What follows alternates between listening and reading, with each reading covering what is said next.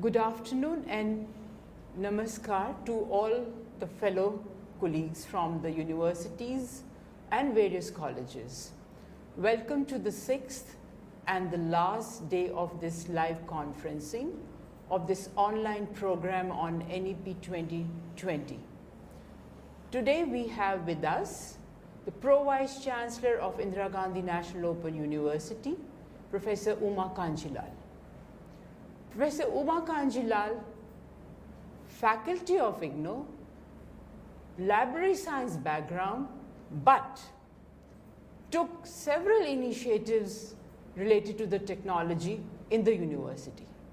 And she's still taking those technology initiatives.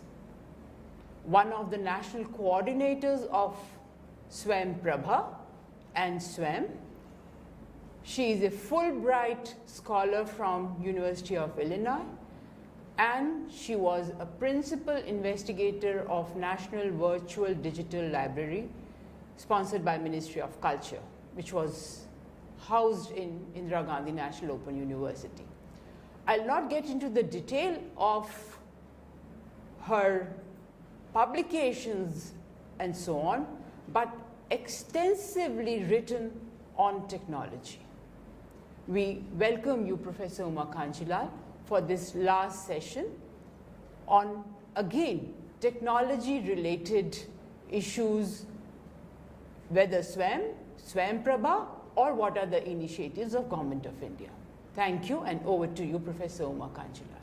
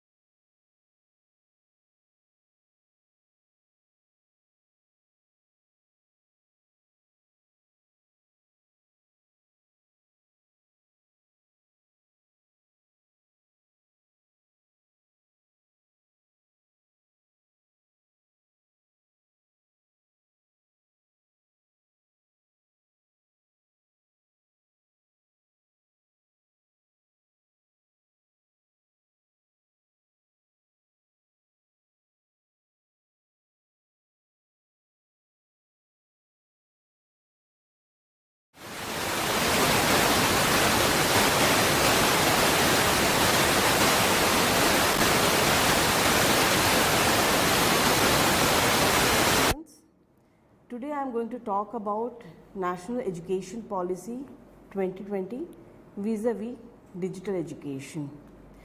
If you have gone through the policy document, you must have seen that there is a great emphasis on use of digital technology, and in fact two major sections are focusing on use of technology in both in school sector as well as in the higher education sector. If we go to the section 3.5 in the NEP 2020 document, four major aspects have been highlighted. First one is, it is talking about improving teaching, learning and evaluation processes. Then the second one, it talks about supporting teacher preparation and professional development. This is in the context of using technology, especially the educational technology and the disruptive technologies that have come in. And it in fact refers to large scale capacity building requirement that has to be brought in. The third aspect that it talks about is enhancing educational access. So which means providing access to the technology to all the stakeholders, the teachers, students, administrators, and that's a major important requirement in fact. And if you go further, you will see how to go about it. It's clearly mentioned in the document. So that's one important area, because we talk about digital divide. So if we are talking about digital education, I think it's very important that we have educational technology infrastructure in place and each of the stakeholder has access to the required technology. Then the fourth aspect, it talks about streamlining, planning, management and administration. That is in terms of the e-governance. So it talks about the higher education institutions as well as the school sector also to adopt e-governance and put things in place. So these are 4 major aspects that have been mentioned in the policy document.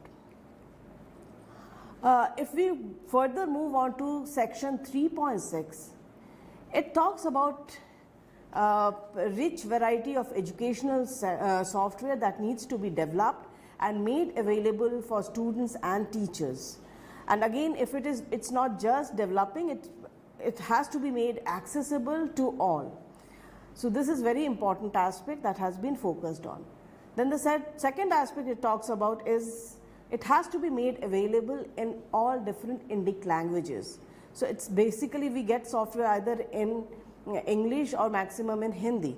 But in fact, in the National Education Policy 2020 document, if you see that it is stressing on use of regional languages to a great extent. So, I mean, all the softwares are to be developed keeping in mind that the regional requirements and the language, there should not be any language barrier. So that's an important aspect that has been focused on. Then coming on to the third aspect, it says accessible to a wide range of users, including students in remote areas and Divyang students.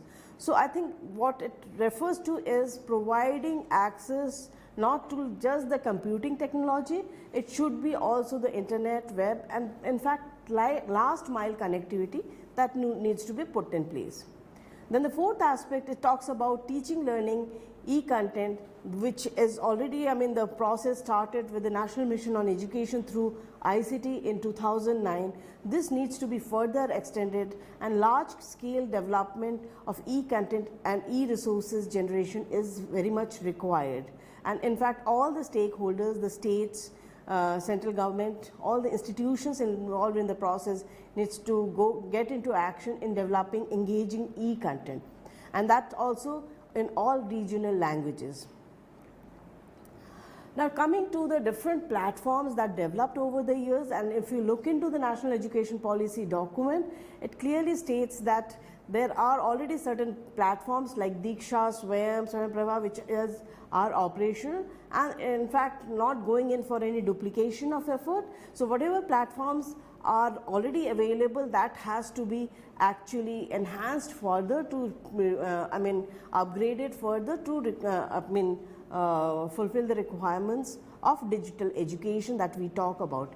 In fact, if you look into the Disha portal, it's basically for the school sector, and you will see that it is, it talks about one nation, one digital platform. So it is actually integrating all kinds of facilities, right from open educational resources that are being developed, live classes that they're talking about, e-courses, online courses. So all are actually available on the Diksha Pro platform, and it's not just web-based, it is also available on the mobile phone.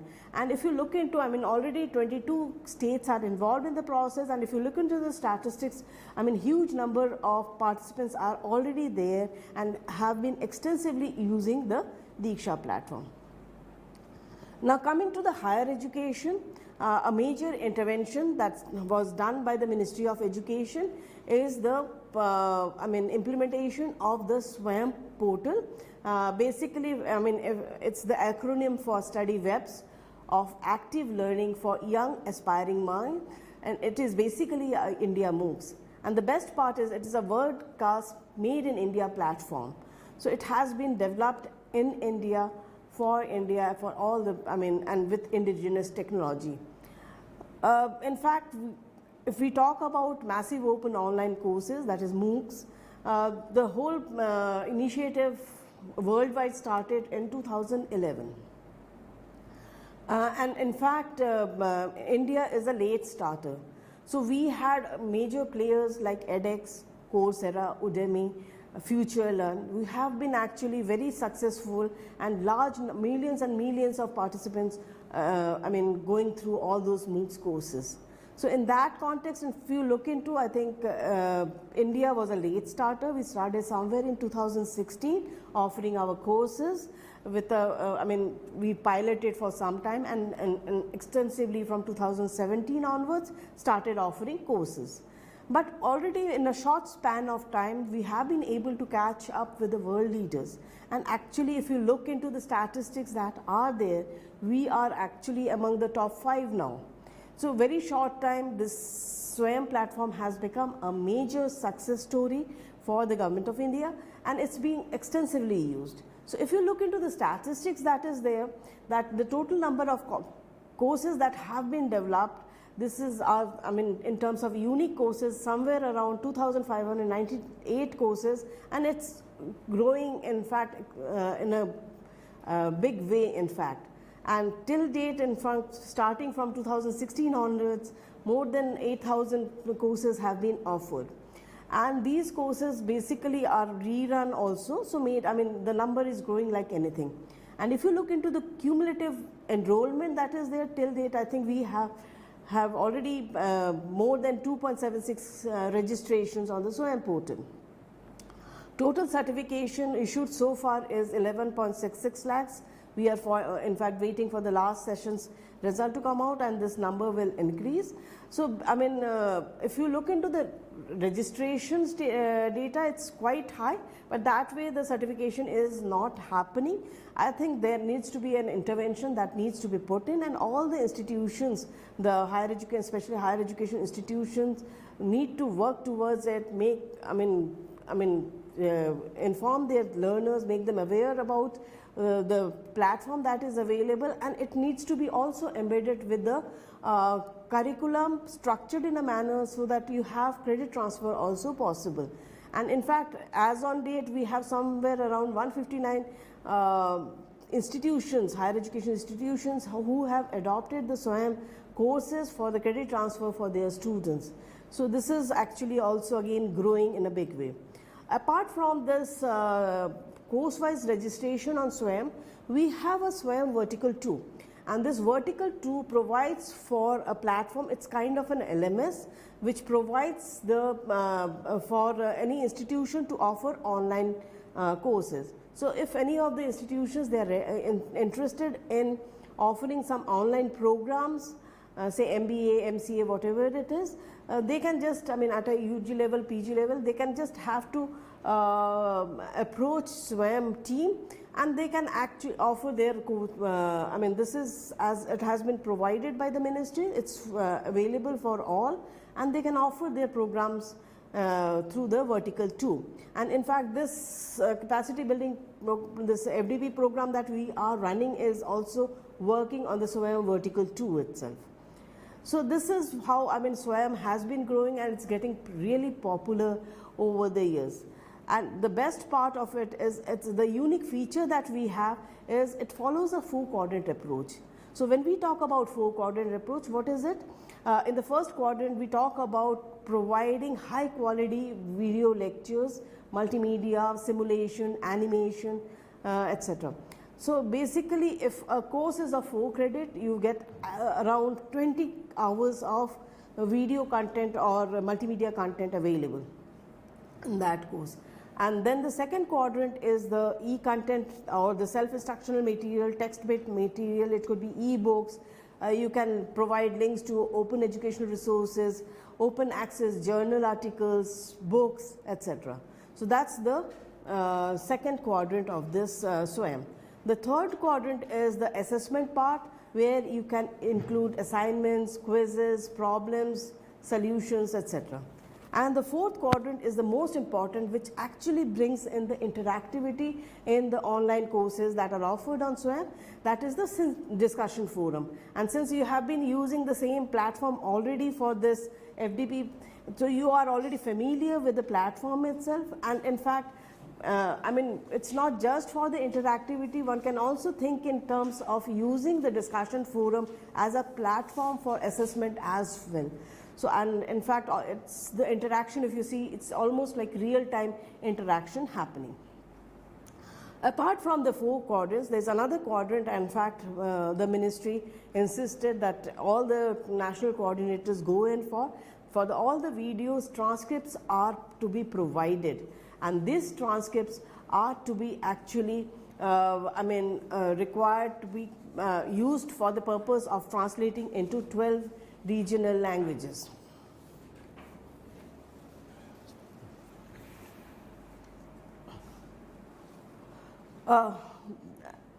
Another important thing is that,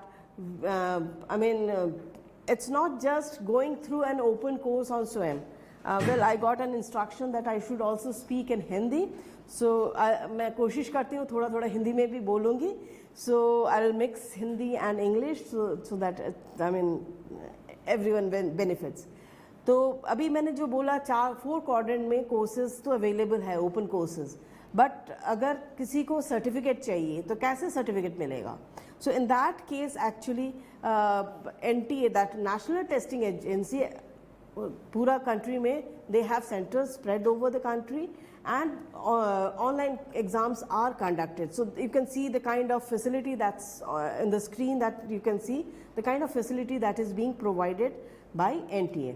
सो इसमें proctored exams होता है all centres में, online mode में. It could B computer based examination, और it in case of subjective programs, subjective courses, वो pen and paper based भी हो सकता है. अनदर इम्पॉर्टेंट एस्पेक्ट जो स्वयं का जो यूनिक सेलिंग पॉइंट है वो है कि क्रेडिट मोबिलिटी. और अगर आपने देखा होगा 2016 में पहला गैजेट नोटिफिकेशन आया था UGC as well as AICT, जिसमें इन्होंने बोला कि स्वयं से अगर आप कोर्स कर रहे हो उसका क्रेडिट आप अपने डिग्री के लिए यूज़ कर सकते हैं. और इसके बाद उसमें 20% क्रेडिट मोबिलिटी और क्रेडिट ट्रांसफ़र की बात किया गया. और इसमें ये भी बोला गया कि हर इंस्टीट्यूशन, हायर एजुकेशन इंस्टीट्यूशन, उनके स्टैट्यूटरी बॉडीज़ के थ्रू अडॉप्ट करना चाहिए. So with that, actually, I think that brought in fact, earlier I mentioned that 159 institutions already have adopted that. So all the institution needs to get in board, ताकि वो भी अपने through statutory bodies they get this, in fact, adopting the courses that are available on SWAYAM and make it part and parcel of the curriculum itself. और recently अभी 2021 में जो नया gadget notification आया है वो खाली 20% नहीं, अब वो बोल रहा है आप 40% कोर्सेज आप स्वयं से कर लीजिए. हर सेमेस्टर में 40% कोर्स आप स्वयं के कीजिए और उसका जो क्रेडिट है उसको आप यूज़ कर सकते हैं आपके डिग्री की तरह, towards earning your degree. So that is how this whole credit mobility works. And best part is it gets actually linked with the academic bank of credits. तो जितने students जो learners हैं जो courses स्वयं से किए हैं उनका जितना credit earn किया है after giving examination and clearing continuous assessment as well as term and examination और certificate issue होता है, ये सब certificate उनके credit bank में जाता है. तो let me mention about the academic bank of credit. इसका भी मेंशन अगर आप NEP डॉक्यूमेंट में देखेंगे इसका भी क्लियर कट मेंशन है. और UGC has come up with a academic bank of credit का रेगुलेशन गाइडलाइंस ऑल्सो. तो basically you will ask what is it, what is it's like a bank account. Only thing is, instead of money, whatever you have earned towards your, the certificates or the credits you have earned towards a course, that gets accumulated in a ABC portal. So basically, it is a virtual digital storehouse.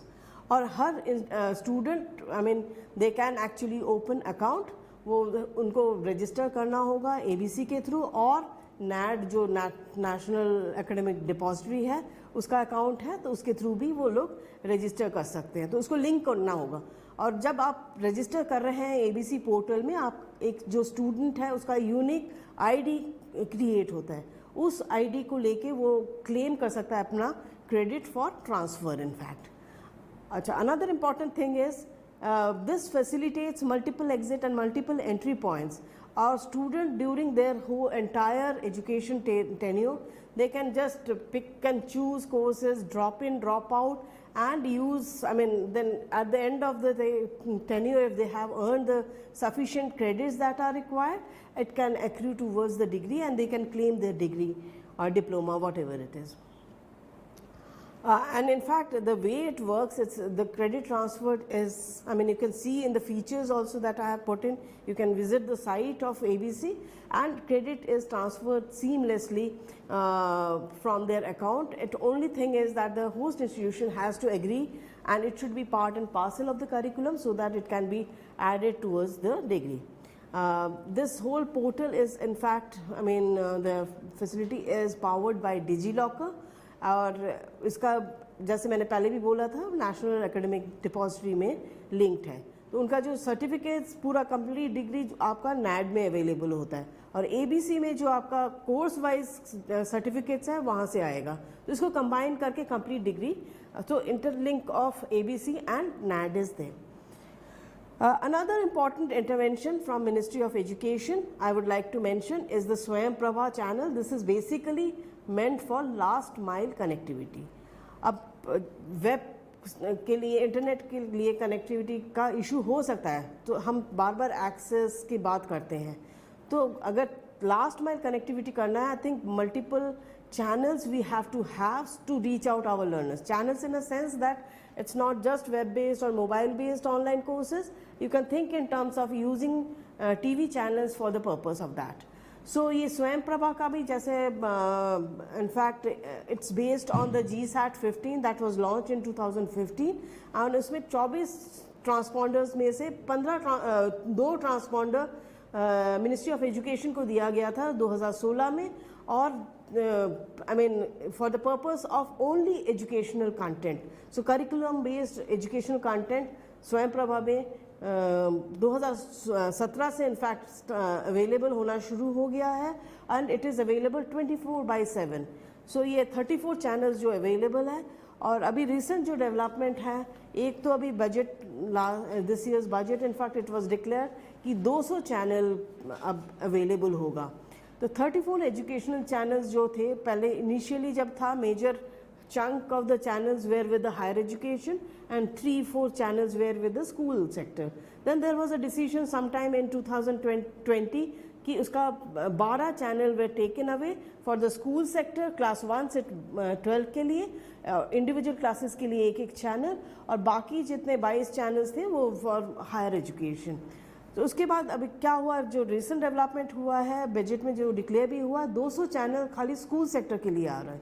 तो अब इसमें क्या arrangement होगा, जैसे ही वो school sector के 200 channel use होना शुरू हो जाएगा, 34 channels will be made available for higher education.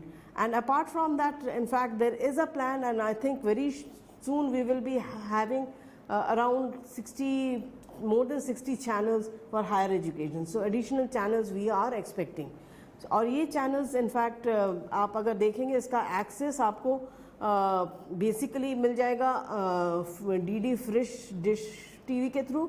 आपको खाली 1500 रुपीज़ का एक इन्वेस्टमेंट करना है, और सेट टॉप बॉक्स ले लेते हैं तो आपको 34 चैनल्स अवेलेबल हो जाएगा. तो जितने स्वयं Prabha channels you can actually use in the institution, colleges, departments and universities, and everywhere this facility needs to be put in place, and it can be integrated with the classroom. Can be very well blended with the classroom teaching also.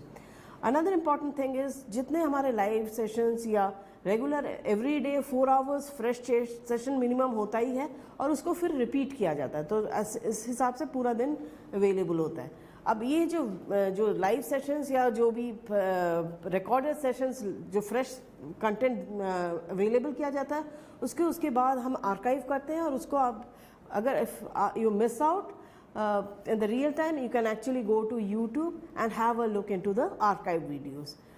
स्वयं प्रभा का अपना एक mobile app भी है, तो आप अपने mobile से भी इसको एक्सेस कर सकते हैं.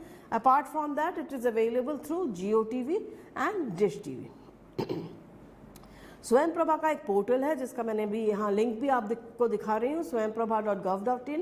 इसमें अगर जाएंगे इसमें आपको प्रोग्राम शेड्यूल बिफोर हैंड मिल जाएगा. सब जितने YouTube आर्काइव वीडियोस हैं उसके लिंक्स मिलेंगे. One can search browse through the portal and search for subject और different metadata for the content that is available, और इसमें फीडबैक मैकेनिज्म भी अवेलेबल है. एक मैं इंटरेस्टिंग यूज़ ऑफ स्वयं प्रभा आप लोगों के साथ शेयर करना चाहती हूँ. इग्नू के पास 4 चैनल्स हैं, और हमने रिसेंटली इनफैक्ट जनवरी 6, 2022 हमने क्या स्टार्ट किया है, एक लाइव सेशंस रेगुलरली कर रहे हैं रीजनल लैंग्वेजेस में सोशल साइंस सब्जेक्ट्स के लिए, और एवरी डे 13 घंटा 13 hours of live sessions are being conducted, and it is in 13 languages, which includes 12 regional languages and English as well. और every day 4 चैनल में हमने डिस्ट्रीब्यूट कर दिया है. तो अभी इतने शॉर्ट स्पैन में हमने ऑलरेडी 2000 सेशंस, आई मीन 1-1 घंटे का सेशंस, तो आप कह सकते हैं 2000 प्लस घंटे का कंटेंट ऑलरेडी जनरेट हो चुका है. और across the country different region में हमारे रीजनल सेंटर्स हैं, वहाँ से कंडक्ट करते हैं. और इसके लिए बहुत ज़्यादा बड़ा कोई इन्वेस्टमेंट करने की भी ज़रूरत नहीं है. You can have a small studio just setup, it will cost you somewhere around 1 lakh or maximum 2 lakhs, and you can create a studio and go live using this facility, in fact, of Swayam Prabha. So this is something that is a unique feature that is there. और इसके success को देख के ही ये जो आपका FDP programme NEP का हो रहा है, हमने भी डिसाइड किया we will use the platform. And इसी अभी जो ये भी सेशन चल रहा है, that's running on the same platform, and already I think you are aware about it. So this is a unique way of reaching out learners, not only in the remote corners, last mile connectivity भी provide कर रहा है, apart from that teaching in mother tongue को भी it promote कर रहा है. So that is something very important. I think this is a major initiative, and we plan to go in a big way, and in fact we are expecting 4 more channels to be coming to IGNOU, so we will be expanding it to all our programs in future. अब अगर आप document देखेंगे NEP में, इसने उसमें काफ़ी सारे disruptive technologies का मेंशन किया है. क्या है? It talks about artificial intelligence, it talks about virtual reality, augmented reality, blockchain और नए नए टेक्नोलॉजी की बात की है. तो मेजर चैलेंज वो है कि आप कैसे उसको इम्प्लीमेंट करेंगे. अगर हम बात करते हैं एंगेजिंग कंटेंट के लिए, I think the important thing is you need to understand how AI can be used, how you can embed AR, VR in your courses, and how you bring about this, make a part and parcel of the teaching learning process.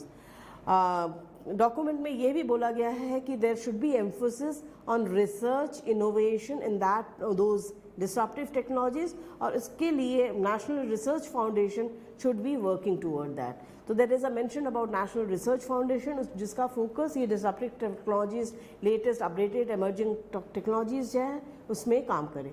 Then the third important mention is about National Education Technology Forum.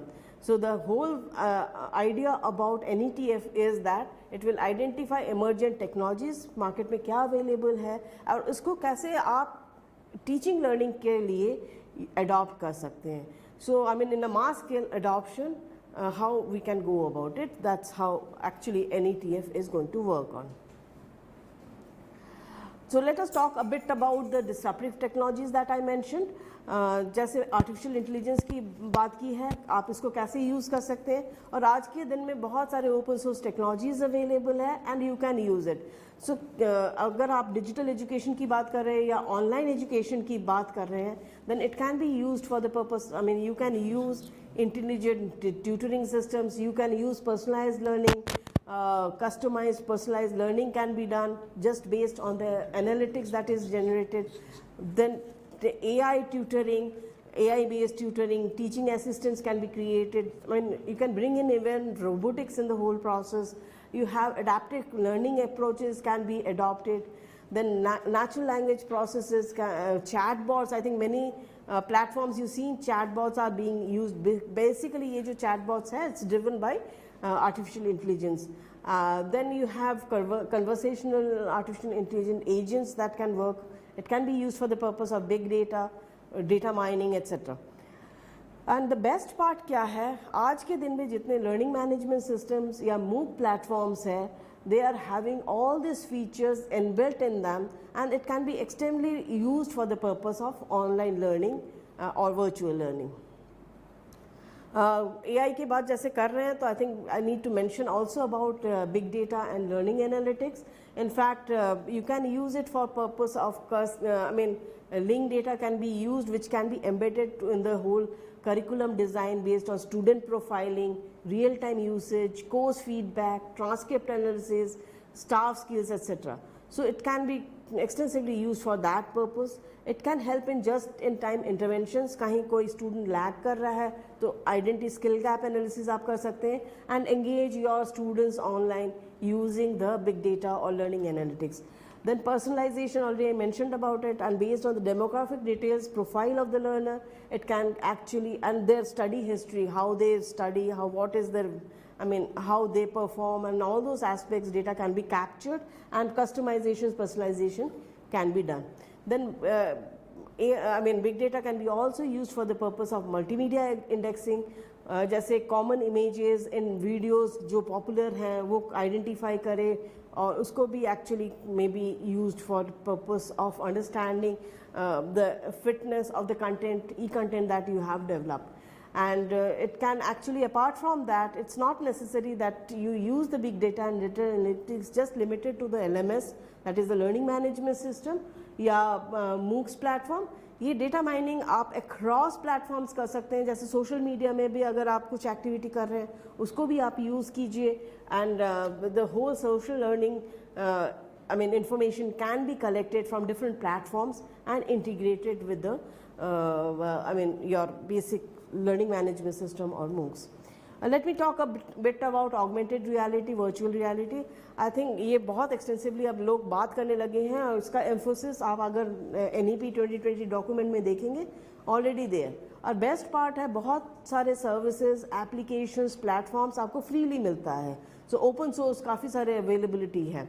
तो एक तो है ये second life, आपने सुना है क्या नहीं पता नहीं, आप एक बार विजिट कीजिए. उसमें it's a platform to create, you can create virtual campus, you can create universities, colleges, libraries on the second life platform.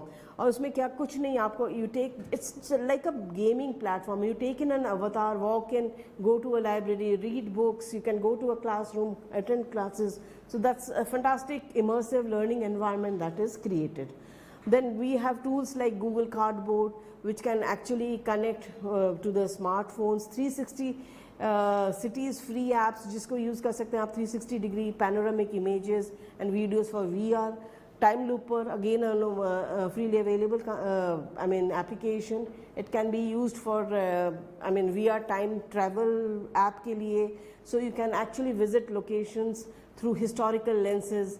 For instance जैसे आप दिल्ली को देखना चाहते हैं हिस्टोरिकल वे से, मुगल एरा में कैसा था तो मिडिवल एरा में कैसा था, तो उस you can actually use those things and you can create in fact you can use immersive VR education and Nearpod kind of a platforms or tools just to develop your complete lesson plan.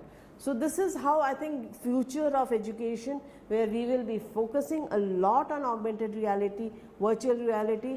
Cost is coming down and extensively I think there is an expectation that will be used, and I'm sure NETF will be providing access to such tools to all of us. एक और technology जो जिसका मैं mention NEP 2020 में है, it's the blockchain technology, और इसका भी एक्सटेंसिवली यूज़ हो सकता है for the purpose of education. And in fact, basically it can be used for the purpose of badging, certificates, and it acts as a trusted academic ledger.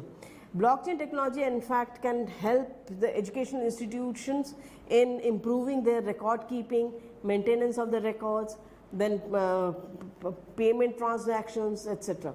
And in fact, over the time I think we will be seeing its extensive use in integration with the academic bank of credits. In fact, IGNU का जो अभी recently हमने convocation में हमने blockchain use किया था certificate distribute करने के लिए, और in one click sub certificates were distributed. I think that's the future many of you will be adopting in future in fact.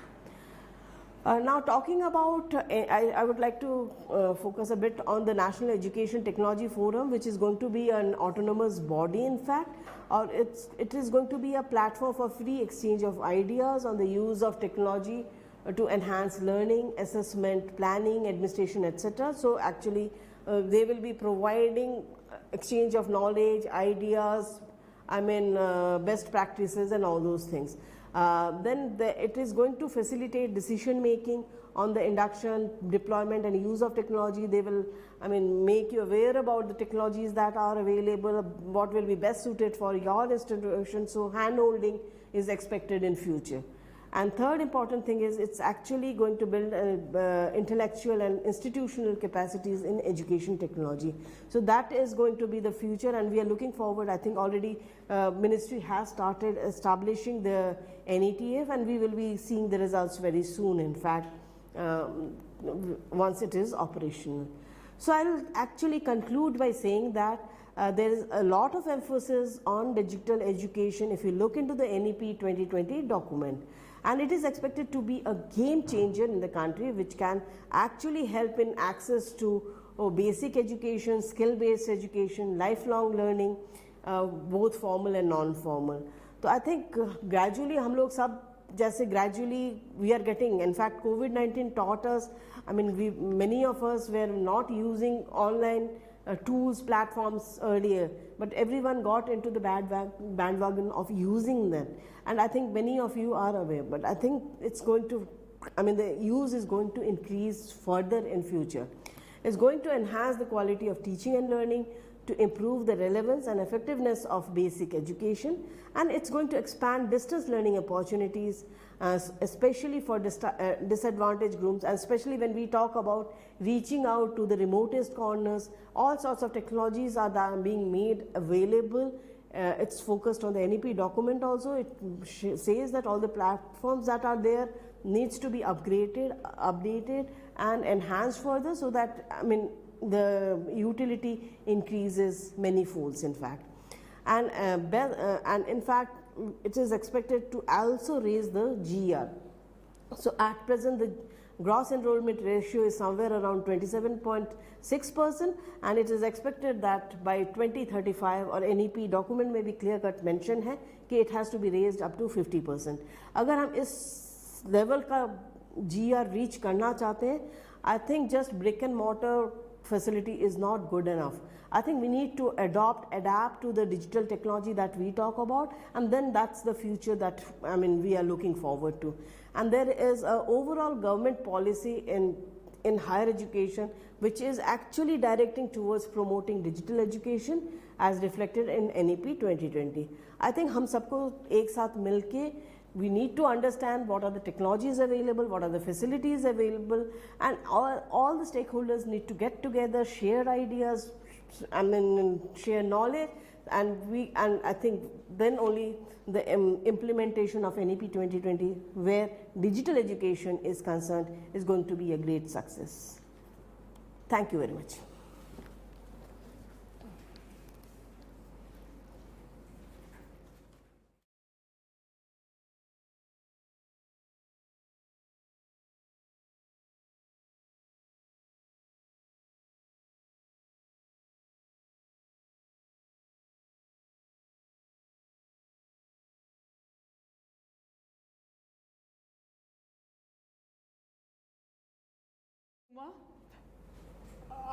I appreciate, and on behalf of all the teachers, I am sure all of you will appreciate two things.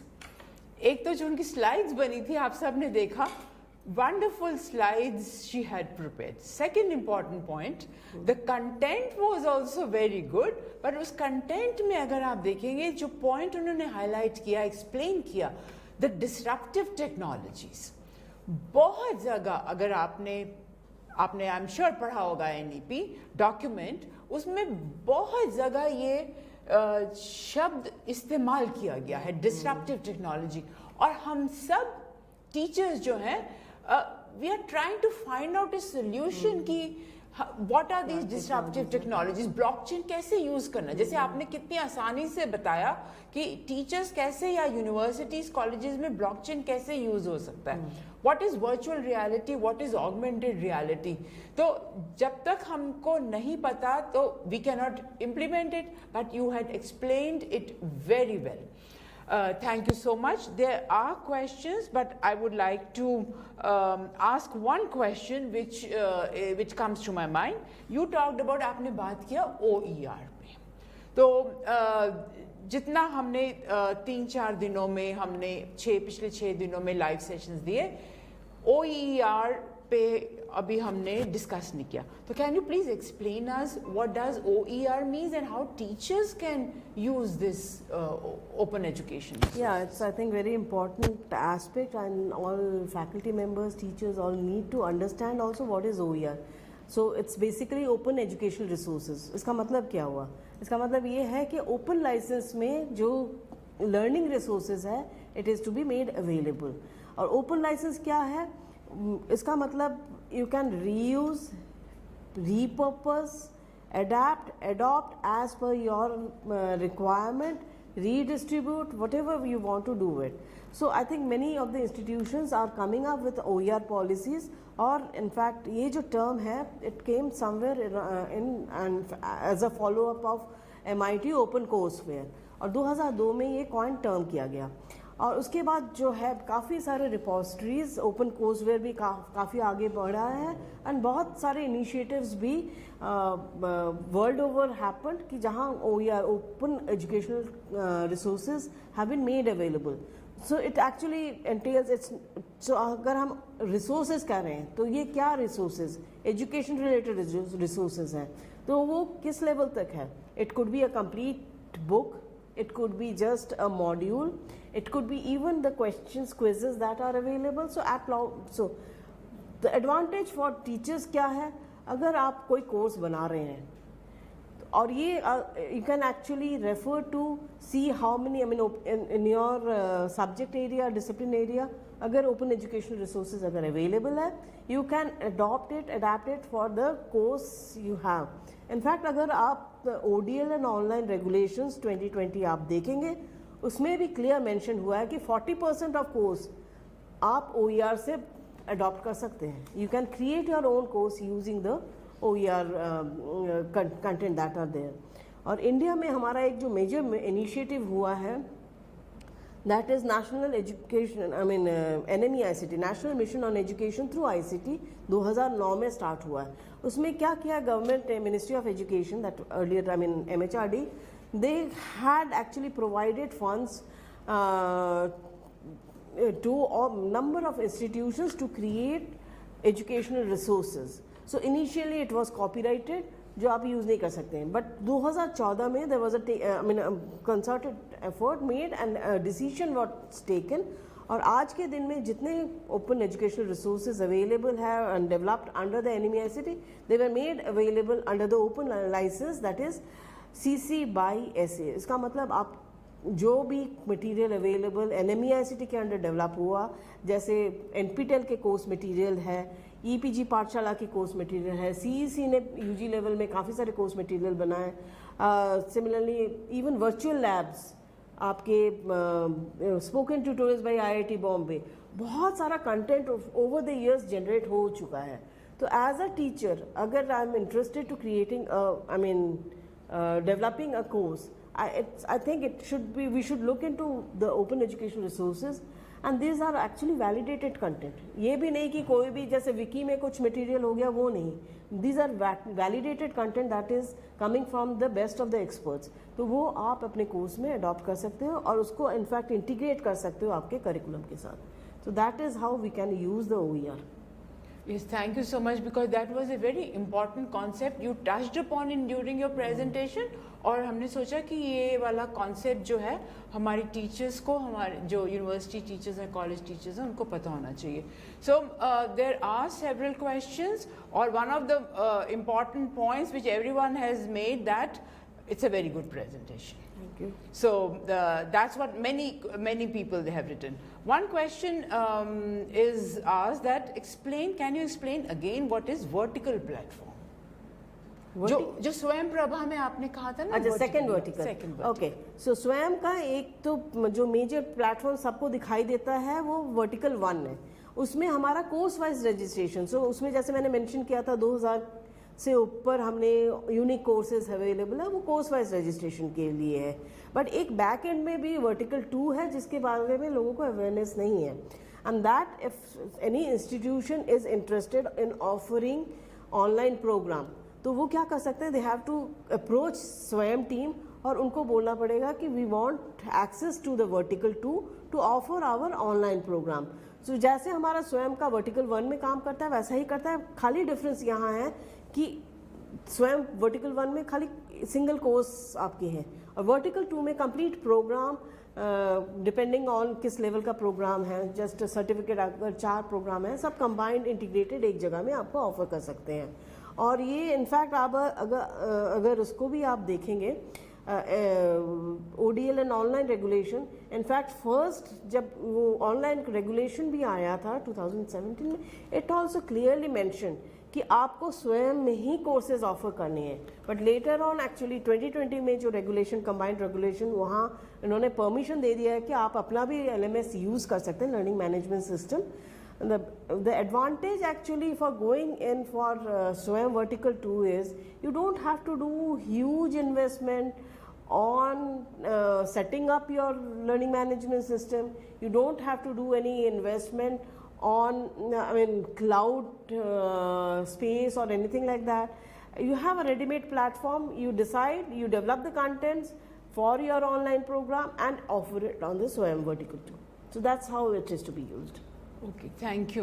Another question is कि rural area में how a rural area college student can be techno savvy? Well, as I mentioned, NEP document भी clear cut बोल रहा है capacity building तो करना पड़ेगा, कहीं ना कहीं तो शुरू करना ही पड़ेगा। और इसमें जब हम एक्चुअली अभी जो वेट कर रहे हैं, जैसे ये NETF एक बार प्रॉपरली सेटअप हो जाएगा, they will go way out hand holding at the remotest corners of the country to make technology accessible. और खाली technology accessible करना ही काफ़ी नहीं है। I mean, people should digital literacy should be also put in place. I think the first step will be making the learners digitally literate. Not only the learners, even the teachers, they need to be digitally literate, and then gradually they will be moving on. So, in fact, during COVID, lot of problems, though many adopted and everyone had gone for online programs and online offering of courses, but then there were issues also, access is issue. But इसी के लिए एक और भी जो advantage है हमारा जो स्वयं प्रभा चैनल है, वो आपका लास्ट माइल कनेक्ट करता है। टीवी का आपको जस्ट 1500 का एक इन्वेस्टमेंट करना है सेट टॉप बॉक्स के लिए और सारे चैनल्स आपके अवेलेबल, और television is actually broadly covered, so you don't have to be very digitally literate also. You have your programs, and if you go for regional languages, I think that language barrier also will be taken care of. So I think this is how government is working towards it, and we will be seeing that even all needs to be covered, and we should see that there is no digital divide, and access to all is very important aspect that has to be covered. If I just add, Professor Uma, कि जो आपने कहा कि initiatives, पर हमने देखा है कि जो आज की जो नई generation है, they are much more techno savvy than what we are. Yeah. So हमको लगता है कि students rural areas में techno savvy नहीं है, but they are. But initiatives जो प्रोफेसर उमा ने बताया, there are several initiatives being taken, और जैसे स्वयं प्रभा है वो तो students देख सकते हैं. Another question, again, I think which teachers, all of us, we need to either read or understand. And the good question is when and how blockchain is used by the instructor. That's the question. Basically, blockchain is not necessarily used by the instructor, it's the institution. But then you can use blockchain even for keeping attendance. So you have actually, it's like, it's an encrypted technology, but attendance, keeping records of learners, so you can use for that purpose also. So basically आज के दिन में जो educational purpose के जो लिए हो रहा है वो certification badging. अच्छा, badging is another important area. Right. तो जैसे हम स्वयं के कोर्स कर रहे हैं या कुछ भी अगर individual courses offer कर रहे हैं कोई faculty, you can put in the badging there. There you can use the blockchain technology also. So that can be used, and actually you can capture and you can link it with the learning analytics that is there and encrypt that and make it available. So that's possible. Right. So I must share many people they have written because this will motivate all of us. It's not a question, but congratulations for well explained presentation. Now another question is, what are Mooc resources? Explain, can you give some example of it? Mooc resources? Well, I mentioned in my presentation, MOOCs में जो है हमने 4 quadrant का approach मैंने elaborate भी किया था. तो MOOCs जैसे है massive open online courses. So उसका भी अगर आप देखेंगे massive मतलब large number of people are participating. So like in this case we are going in for 6,000 more plus students. That's a large number and catering to that. So platform like SWAYAM, which is a MOOC platform, we are using it. Then the second O, I mean the first O is about open. And this open has 2 connotations. It means open in a sense that the content that's made available or the course that is made available is available under the open license, and the other open is you don't have any restriction or any requirement of prerequisites to go in for a course. So that is the open. And the second O is about online. So all the transactions that are happening, और अगर आपने स्वयं देखा है तो वो भी आपका सब कुछ जो transaction right from registration to certification, it's happening online. And course is actually a structured way that is there. So basically अगर देखेंगे तो resources में जो मैंने बोला है, जो content की बात किया था, मैंने बोला है MOOCs के content हम जो use कर सकते हैं, I mean 4 quadrant में आपके वीडियो मल्टीमीडिया कंटेंट एक क्वाड्रेंट है, सेकंड क्वाड्रेंट आपके टेक्स्ट मटेरियल है जहां आप काफ़ी सारा OER भी यूज़ कर सकते हैं. You need not actually create the books, e books और एनीथिंग लाइक दैट, और self learning material available OER भी देखिए, उसको भी यूज़ कर सकते हैं. Then you have the third quadrant which is the lot of assessment that can be used and it can be reused. So whatever I'm talking about, these are all under open license. You can reuse also. And the fourth is the interaction. और एक interesting thing है जो discussion forum हम लोग खाली सोचते हैं कि खाली आई मीन इंटरैक्ट करने के लिए है. बहुत केसेस में discussion forum is also being used for the purpose of assessment. तो आप आई मीन थ्रेडेड डिस्कशन हो सकता है, किसी टॉपिक में दीजिए, उसके क्रिटिकल एनालिसिस, एक वीडियो दिखाइए, उसके बाद बोलिए कि आप please write I mean critical review of this particular video. So this is I mean actually engaging your students. So these, in terms of MOOCs, I think these are the basic most of the platforms, these are the services that are provided on the MOOCs platform. Yes, and you rightly pointed out in the slide कि उसके transcriptions भी available. So that's also a very important resource which is being given.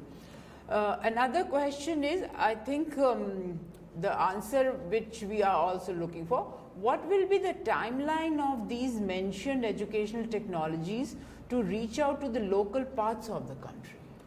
So it's already there. I think we are, I mean you have seen the statistics, crores of students have actually registered for SWAYAM courses. And it's not just those who are college students, it's being used for lifelong learning, continuous professional development and many other purposes. तो already initiatives है. I think जो बहुत important है awareness build करना, और इसके लिए I think all teachers need to work towards it. So I think we look forward to teachers who can actually make learners aware about it. The teachers need to adopt all the technologies that are there. They need to be adapt with the technology, start using it, and I mean word of mouth, it spreads like anything. So I think awareness building is one area that needs to be focused on. Okay, so the next question is, we have asked this one, blockchain. We have asked, the question is, NEP implementation will have effect on other sectors of education like medical education, legal education, technical education. So how do you prepare students for this, the technology aspect of it? Okay, so right now if you see the, I mean UGC regulation that has come, it talks about only programs where no lab based courses are there. There you can go for online. But future में अगर हम जैसे immersive learning की बात की, हमने augmented reality, virtual reality की बात की, I think फिर practical based program, lab-based programs can be also offered online mode. I think we are waiting for a new regulation which is expected very soon. I think that will open up. So वहाँ जो I think the lot of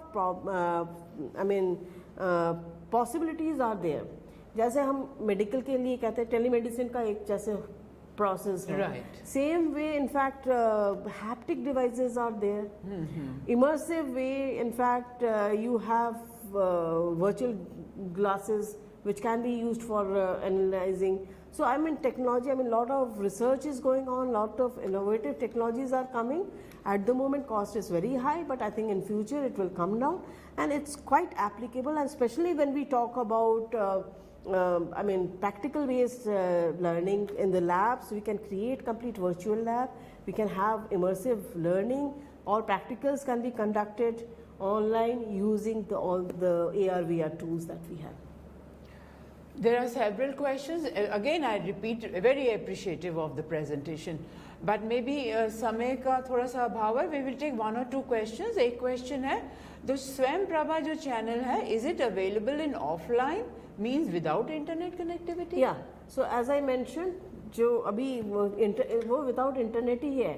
अभी हम जो आप participants अभी जो कर रहे हैं, ये internet based interface में आके you are getting access. But अगर आपके पास dish TV, I mean you have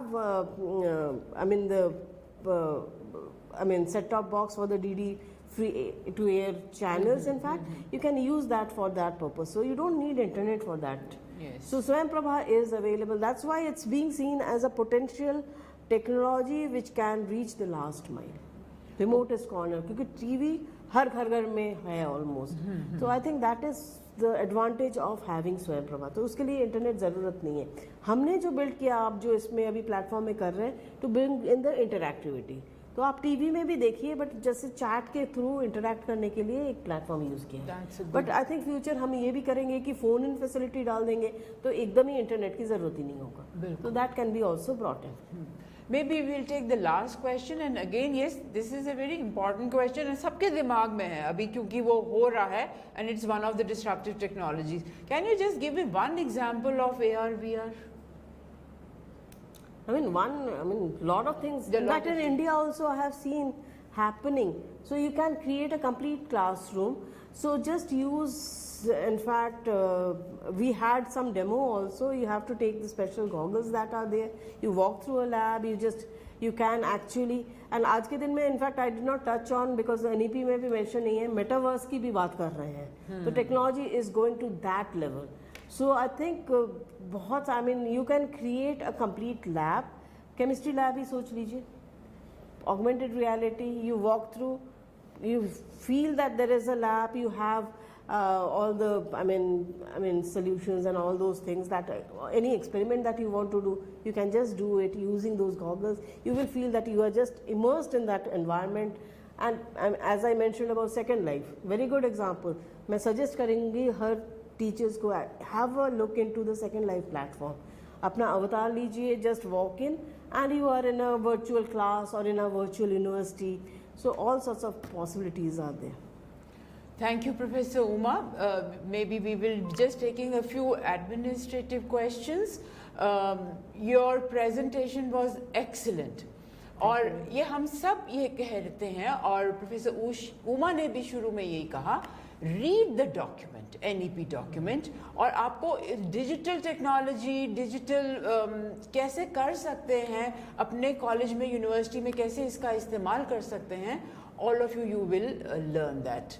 So just 2-3 questions जो आप लोगों ने पूछे हैं कि MCQs जो अब देने हैं आपको. So MCQ questions जो हैं, those are available on स्वयं platform जहाँ आपने register किया है, not on स्वयं Prabha. So that one gives clarification, क्योंकि ये तो लाइव सेशन है, पर आपके स्वयं प्लेटफॉर्म पे ये अवेलेबल हैं.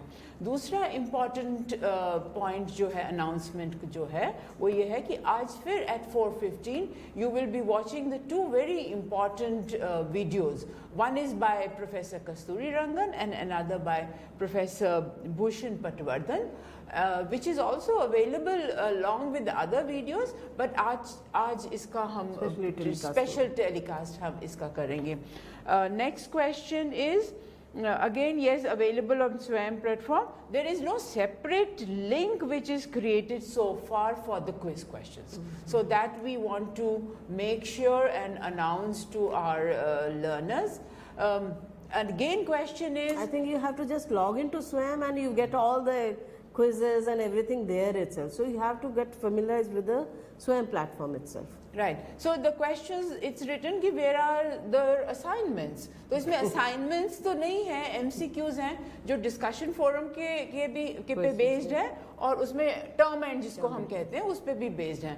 और ये आज जो था हमारा आखिरी live teleconferencing session था, पर ये 17 तारीख तक till 17th you can do it. After 17th this platform will be I think closed. Yeah. So and this batch also will be doing it. After 17th, based on your quiz results, we will be distributing certificates to the teachers. So you will be getting on your emails your certificate that we will inform you. Each one of you, you will be informed by how you will get the certificates. So these are the few of the points which we wanted to highlight. I hope, we hope that all the 6 lessons, live sessions were interesting, were educative, were informative. Last request again on behalf of Professor Uma, because she is looking after the technology part of it, jo pura sara hua hamara. So we thank you for attending these 6 live sessions. Go read the document. Watch the videos जो 31, 32 videos जो uploaded हैं platform पे, और जो 14 modules हैं, text modules जो हैं, read those carefully. You will learn, you will understand the National Education Policy 2020 very clearly, and implementation में भी इनको फायदा होगा. Want to say last word or otherwise? Yeah, I think it was a pleasure.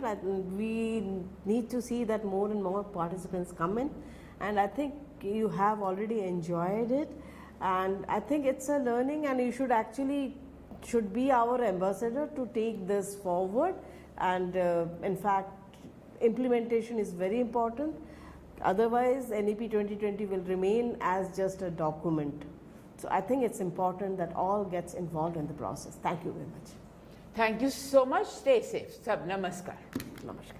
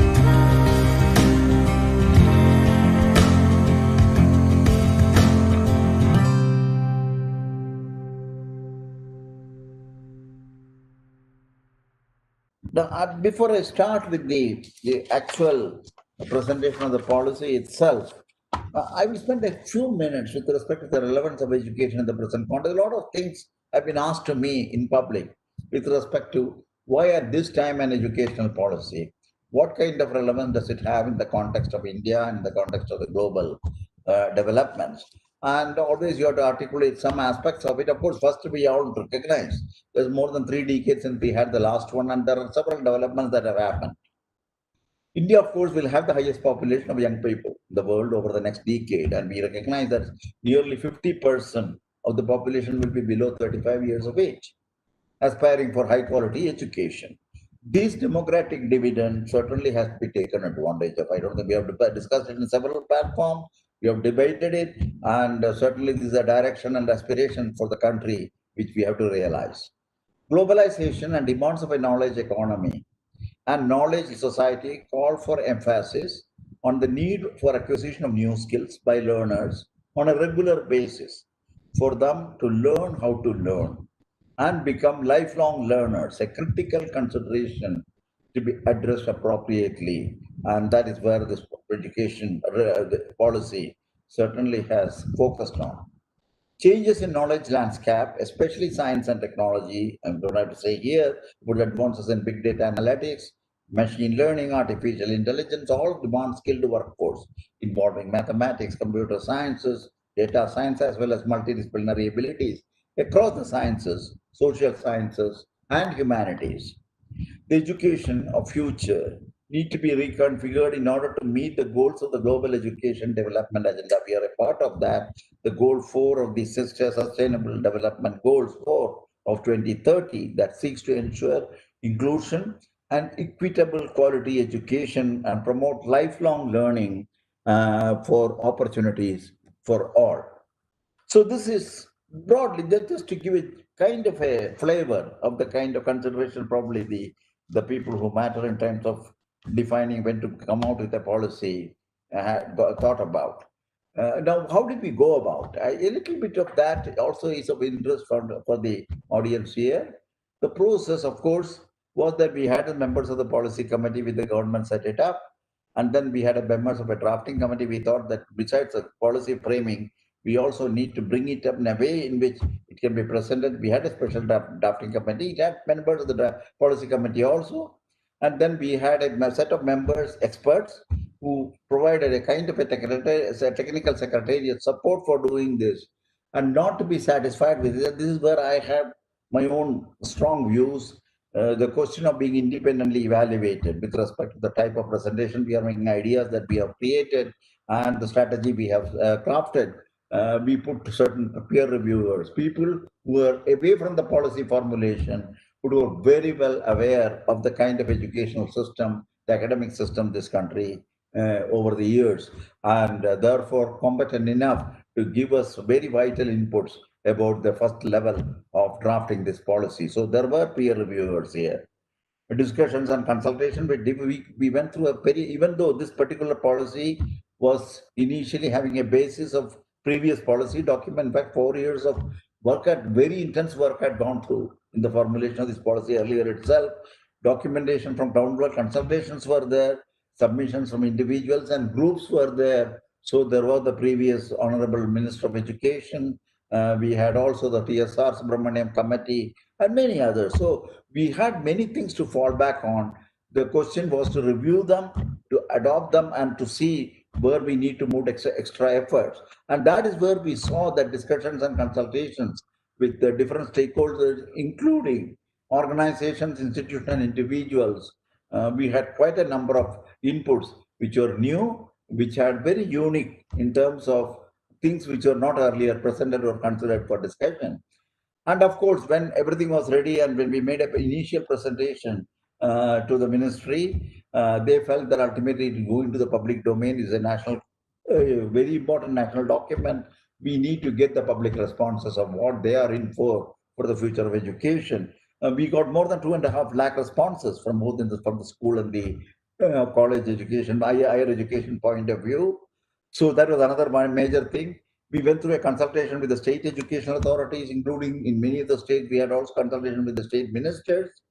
And then we had a review, so that when the policy was in the near final stages, the number of reviews were conducted by the Honorable Prime Minister himself. In fact, he went through every aspect of the policy and every item of the policy, and he wanted to make sure that there is a level of pragmatism and the ability to carry this forward in the implementation domain. So this is one of the important things that the Honorable Prime Minister, he came out with several interesting suggestions also, I should mention. So that is the other part of it. And finally, we got the cabinet approval on the 29th of July 2020. Immediately following that, for a number of measures, the first and foremost was to make sure that there is a very intense familiarization process for this. So major conferences with chancellors, vice chancellors, directors of higher education institutions, other high-level functionaries were convened. These are meetings convened by UGC and Ministry of Education and addressed by Honorable Prime Minister and His Excellency the President of India. So these were kind of things that were also carried. This also underscored the importance at the highest level that they attach to the policy. And now we are in the stages, and I will say at the end of my talk a little bit about how the concerned agencies and the ministry is moving towards the implementation. Now, to just give a framework for the policy provides an integrated and flexible approach to education. It has kept the interconnectedness, the various phases of education in mind, and how the same will enable continuity, coherence, and processes to ultimately realize an end-to-end educational roadmap for the country.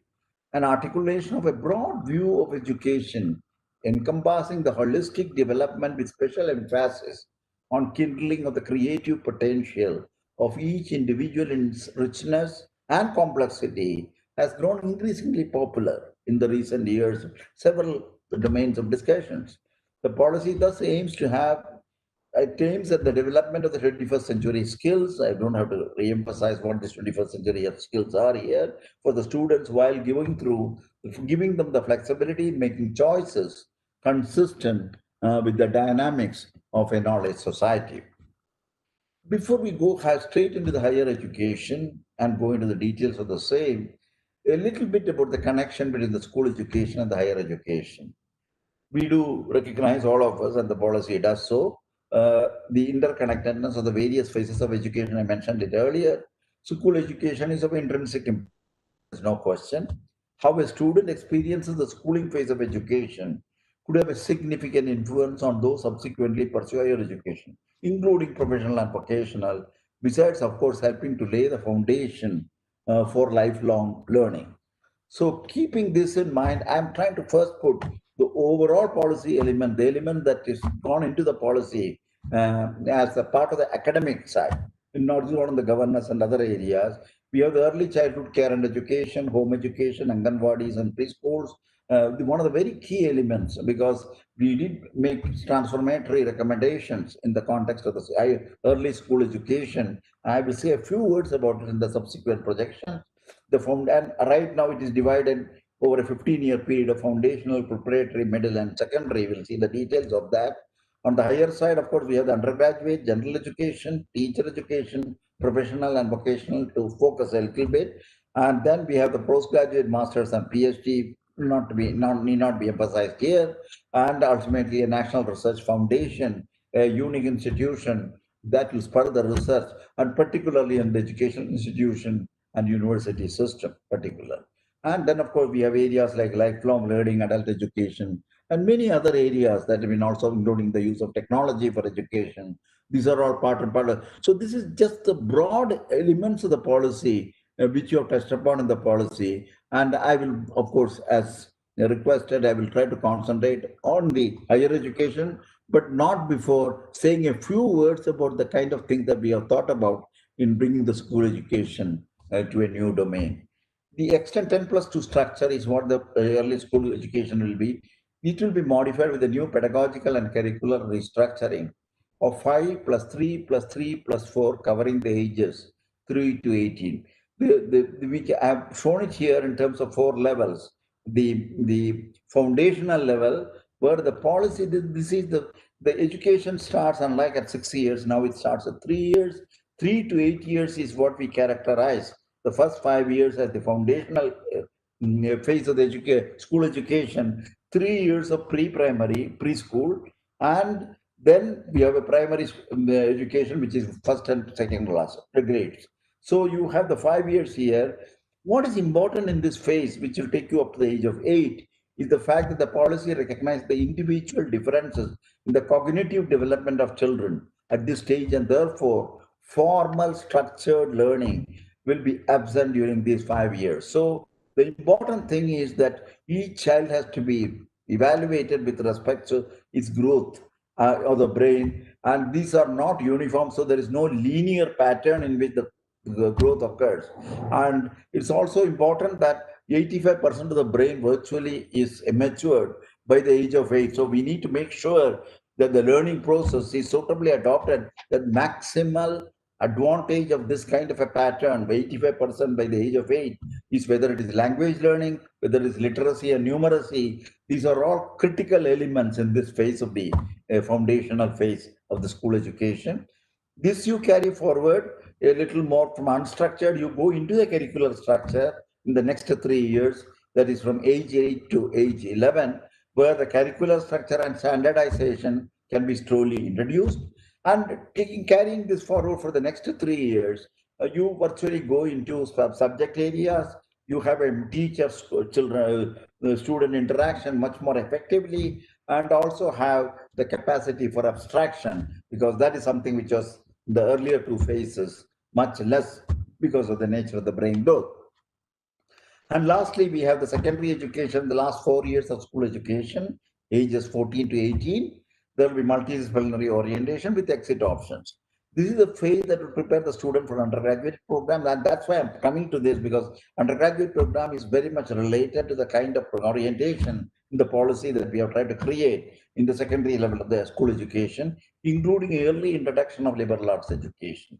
So this is the kind of a thing. Of course, you have vocational education here, you have the exit option here. If you want to leave at the age of 18, the school education and take up some kind of a job, there are enough provisions for that, enough training and other kinds of things. In fact, we have recommended that we need to have a youngster who knows at least one vocational area thoroughly, 100%, in by the time he leaves the school, that kind of a thing. And the first 4 elements of the vocational education in the overall scheme is a part of the secondary and part of the middle as well as the secondary education.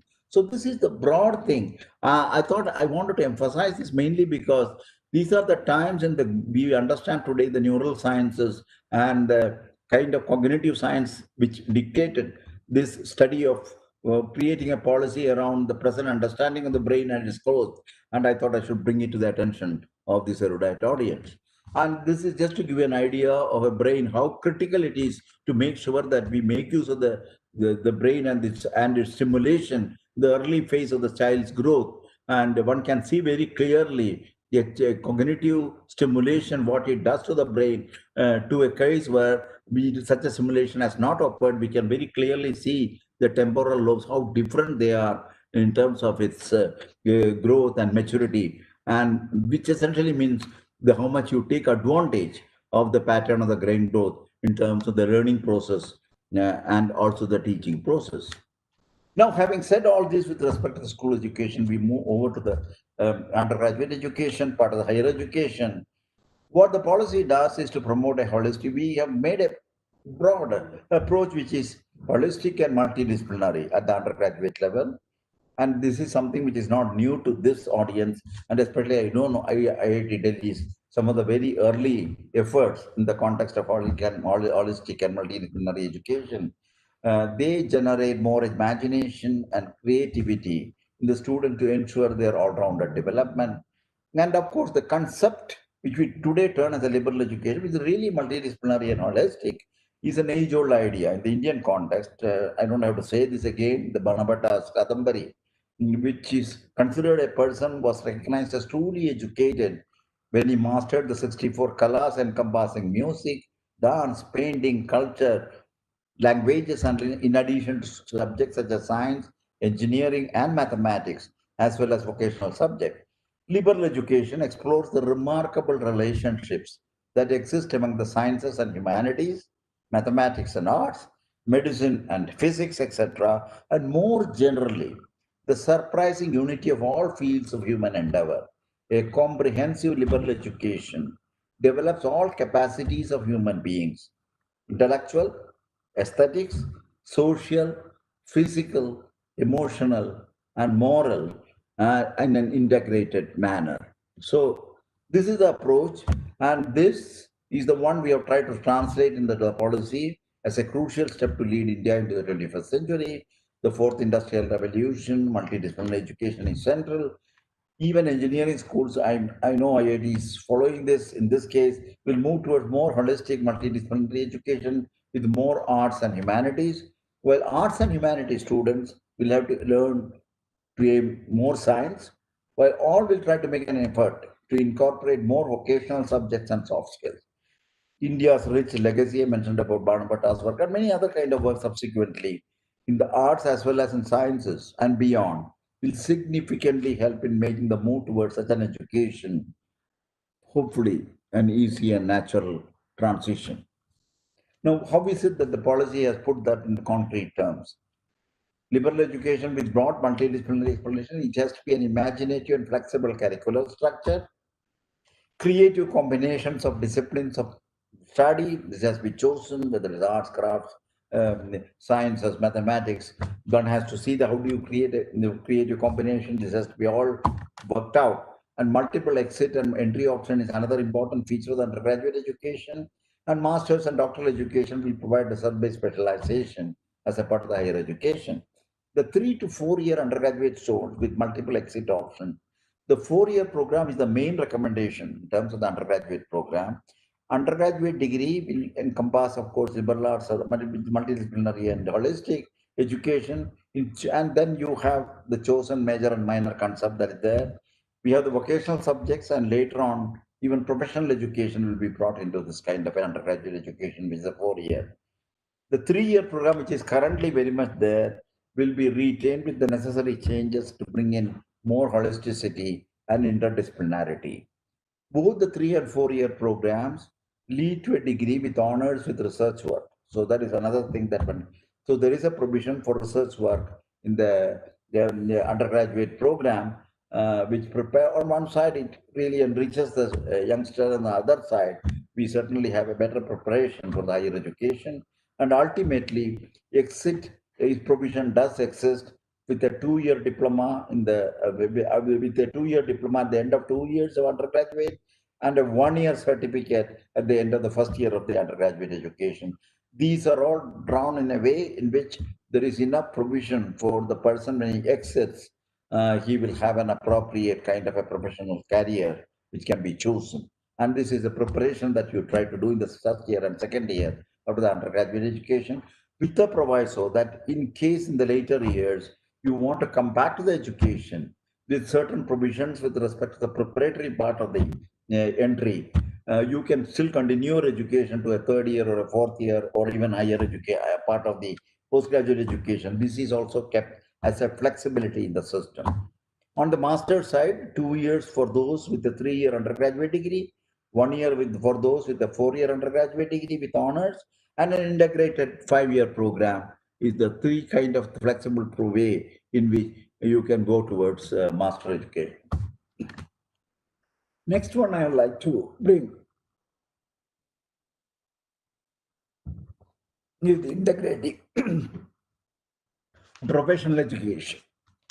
Regarding the integration of professional education with general education, the policy aims to take a holistic view to the preparation of professionals by ensuring broad-based competencies, an understanding of the social human context, a strong ethical compass and addition to the highest quality professional capacities.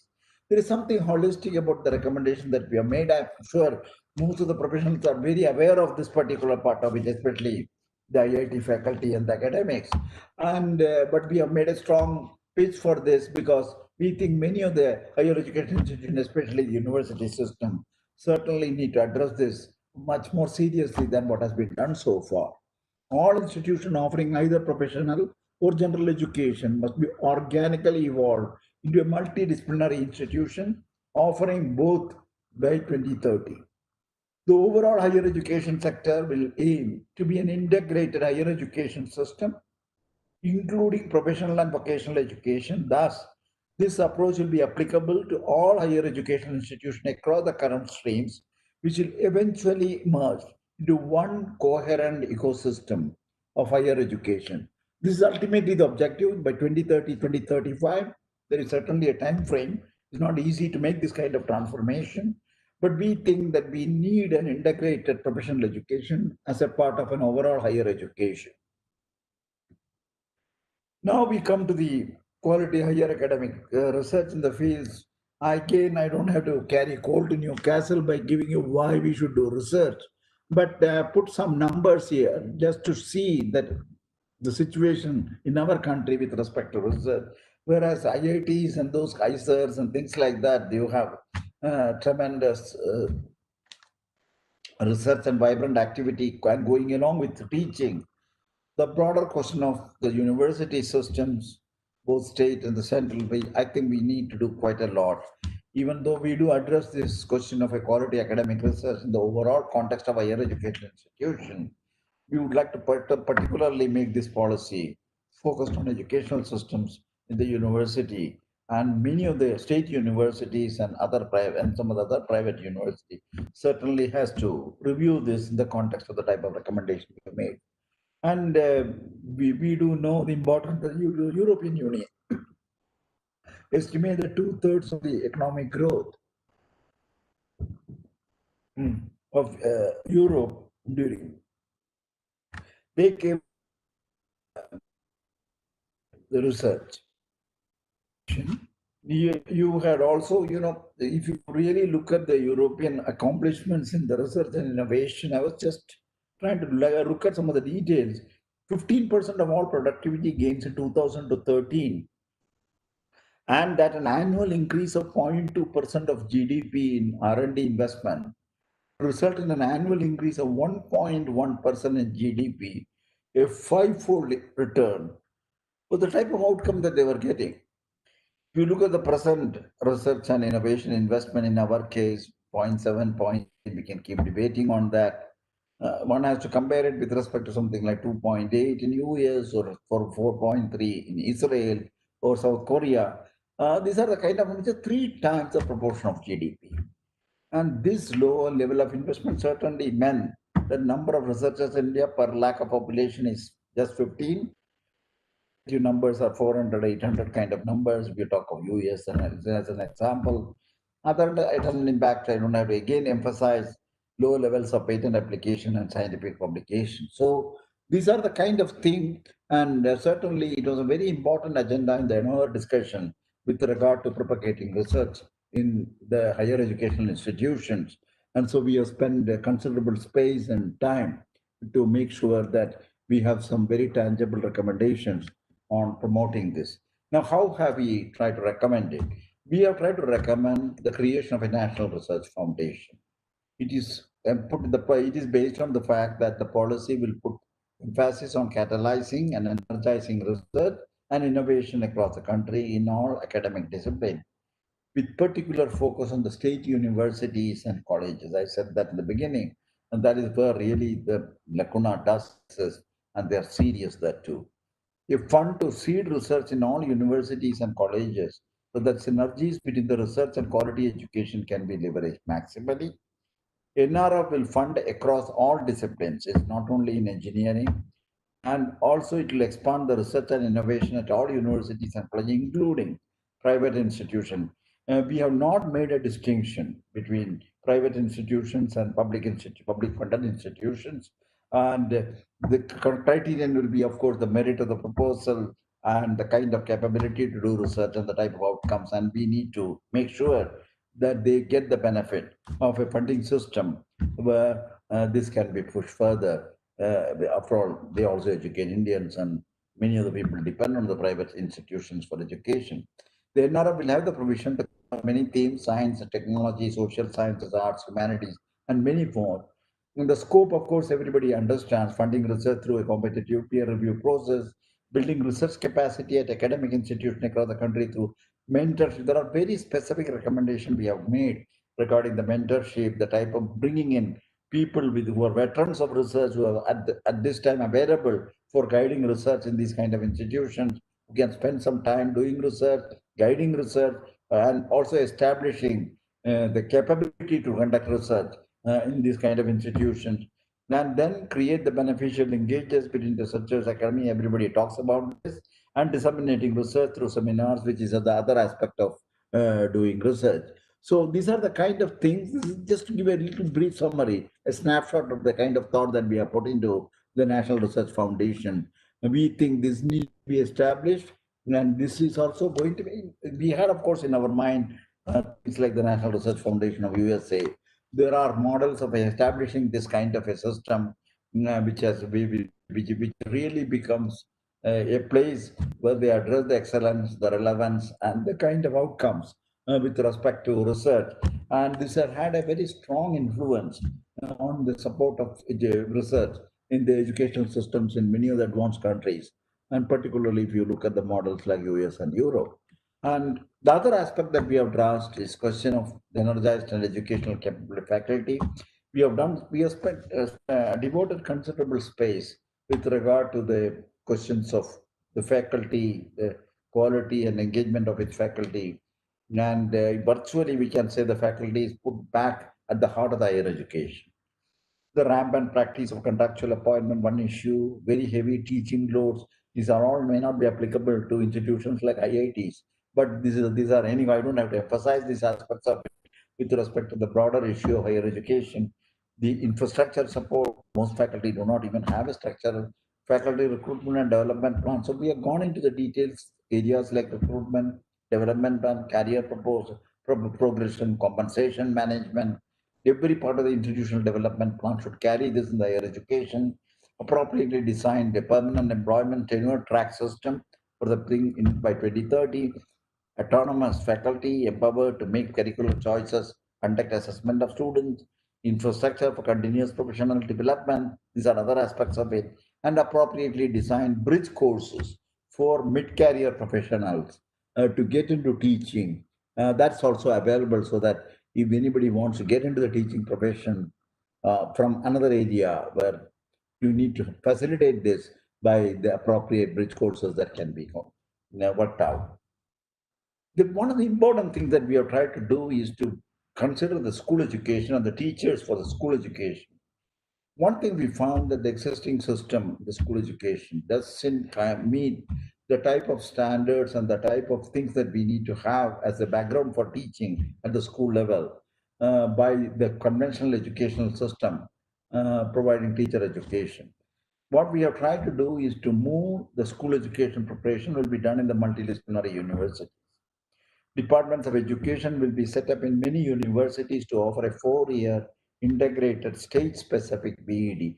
The whole idea is to bring in BEd as one more of this undergraduate educational stream, one of the undergraduate educational stream, put it at a par with the other professional educational themes as well as the mainstream education. So BEd will be an undergraduate program of study covering both disciplinary and pedagogic teacher preparation courses for each stage of education, foundational to secondary. All subjects, including arts, sports, vocational education, they will be mainstream. On par with other undergraduate degrees, gradually the 4-year program will be eligible for master's and PhD programs. And the current 2-year BEd program will continue till 2030, but that after 2030, only those institutions who are capable or who are qualified to provide a 4-year teacher education can offer the 2-year teacher education. So we want to make sure that the standard, the quality, and the excellence that is intrinsic to defining the teacher education and preparation, certainly it takes into account through the higher education systems overseeing the teacher preparation and education. 2-year program will be used for lateral entry of school teachers. There are also many interests in the people becoming school teachers in the lateral mode. Specifically designed courses in the pedagogy for mid-career professionals to become faculty will also be introduced. And I don't have to say substandard and dysfunctional teacher educational, thousands of them have been already shut down. And this is recommended to be reviewed. Either they move towards institutions like the degree giving autonomous colleges, or they close down or move over to other areas where the teacher education is not the main focus for these institutions. Something on the educational technology, Professor Ram Gopal mentioned about this with respect to the Prime Minister's this thing. We have addressed the questions of integrating technology at all levels of education. There is a very specific section where we have discussed this. I don't think I need to go much into the details of this. Again, the questions of four broad categories, well known: improving teaching, learning, imitation, and supporting teacher preparation, continuous teacher professional development, enhancing educational access to disadvantaged groups, streamlining educational planning, administration, and management, and teacher training for trade. The edutech is critical. And towards this, I also bring in some example where improving teaching, learning, and evaluation as a part of the educational system's resilience during the recent crisis like the COVID-19, the online education, synchronous mode, live interactions, and asynchronous mode, blending high-quality pre-recorded content, rapid feedback with automated smart evaluation. So these are the kind of things on the improving the teaching and learning and education. Example regarding the supporting the teacher education and continuous teacher professional development, you have the recommender systems for content and certifications. Just another example in the COVID-19 scenario, the enhancing educational access to a disadvantaged group, connect the few specialized teachers to virtual classrooms of learners with specific needs, must address the digital divide. That is the biggest problem with respect to the implementation of some of the digital divide, and certainly this is to be seen. Now, streamlining education planning, administration, and management. We are also trying to set up as a part of this a national repository. There is a national repository of educational data to track progress in achieving educational goals. So this is just to give you a gist of the kind of thing that we have gone into details in the policy on the questions of educational introduction. But equally important is the fact we have tried to create a kind of a setup. It is not creating a lab, or it's not creating a facility, but it's a kind of a forum, a national educational technology forum, which we have recommended to be set up with the following rules to provide. But the reason why we thought about this kind of a body in the context of choices, in the context of selection, in the context of a research in educational technology, in the context of adaptation of educational technology from other sources of technology. The reason why I thought is the moment you throw open an technology as a facilitator for certain type of function, whether it is related to education or many other areas, it could be even to deal with energy from the waste. The type of technology and the type of options that will be available are enormous. And most of the time, the ability to make choices is one of the biggest problems that we see. The questions of when ISRO did work related to a national, what you may call as a developmental program, where you wanted to bring educational information to remote areas. The choice was to make sure that we create educational material. But what were the materials? Those materials had to be researched whether it is appropriate for the tribal population which is going to receive the material. 2 to 3 years of research work was needed before you could decide what the educational material and the technique of reaching the local population who will receive those material, and they will get enriched themselves in the process. This is a major challenge. This is one of the kind of example that if you want to proliferate the technology, you need to have a means of studying it, understand, evaluate, and regulate it. That is the idea that National Educational Technology Forum that we have to set up to provide an independent evidence-based as advice to state and governments on adoption of technology-based interventions, to build intellectual and institutional capacities in educational technology, to envision strategic thrust in areas of technology domain, and to promote education in them among educational institutions, and to articulate new directions of research and innovation, the use of technology for improving educational.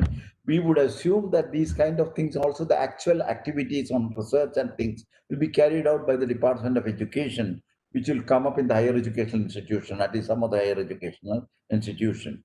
So the National Educational Technology Forum will maintain a regular inflow of authentic data from multiple sources, including the educational technology innovators and practitioners, particularly at the grassroots level. Disruptive technology, I don't know, this is something you're very much day to day, you're seized with. The 1986-1992 policy could not expect the internet's disruption. This policy fully expects the educational system to face many technological disruptions, artificial intelligence, machine learning, and so on. Two major aspects related to such disruptive technology we have identified: harnessing technology to improve educational outcome, that is human plus artificial intelligence, hybrid interactive systems, education in new and disruptive technologies, identifying them and preparing students in new large numbers. And finally, the project addresses both these kind of a thing, the policy. Now, on the governance side, I have just tried to, again, we got the policy in the beginning of my talk. I'm just coming back to the policy side and what is the kind of a governance structure that has been done. I am trying to here show the state education and the central education in two color codings. The blue is the color code for higher education and the yellow is the color code for this. And the main thing is the central agency for the education, the CABE, which is currently there, a council of the educational the thing. This particular CABE,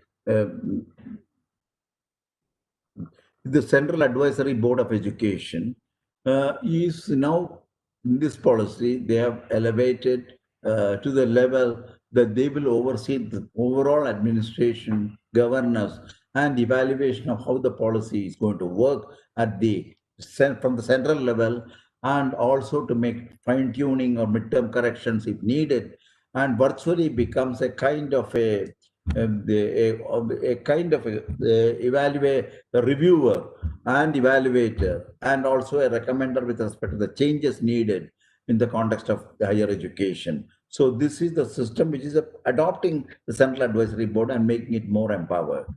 Then we have an Higher Educational Commission of India, which is what is recommended to be set it up as the highest body on the higher educational commissions. As a part of the governance, you have the four major verticals that are there under the HECI. One is academic and standard setting, which can be the the professional standard setting bodies and so on. That GEC, General Education Council, the National Council of Technical Education, the All India Council of Technical, the medical. Ultimately, they will all come under the PS, the professional standard setting bodies, under the academic and standard setting. And on the academic side, you have, of course, the National Higher Energy Qualification Framework for Higher Education.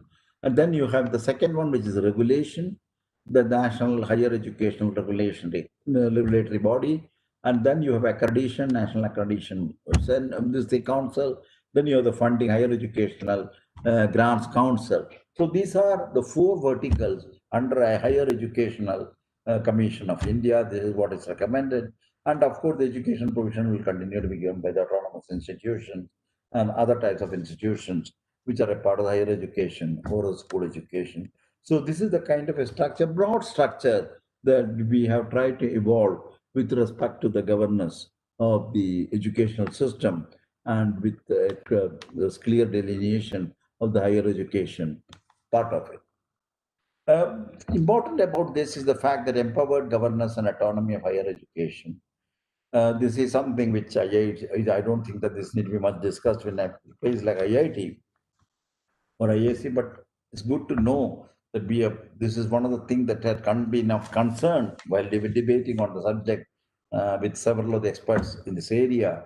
The recognizes the effective governance and leadership is the key to creation of a culture of excellence in the innovation of higher educational institutions. All the higher educational institutions in the next 15 years will become autonomous, self-governing entities through a system of graded accreditation or graded autonomy. With appropriate greater accreditation, such institutions shall establish a board of governors consisting of highly qualified and competent individuals with proven capabilities and a strong sense of commitment, something which we need to do for many of the higher education institutions in this country. The board of governors will be empowered to govern the institution free of any external interference, something everybody talks about it. This is something very explicitly made clear in the policy. Make all appointments, including that of the head of the institution, and take all decisions regarding the governors.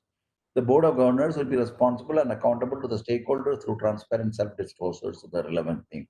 The board of governors to develop a strategic institutional development. These are all there in many of the institutions, long term, medium term, 5 years, or short term, 1 to 3 years, based on the institution can develop educational and research outcome, parameters for quality and capacity, improve organizational and financial and human resource development plan to assess the progress. So this is just to give you a flavor of what we have recommended in the empowered governance and autonomy of the higher education. So the most important aspect is the fact that we have strongly recommended the autonomy on the governance, on the academics, as also on the finances. Now, what is the kind of way forward before I conclude the thing?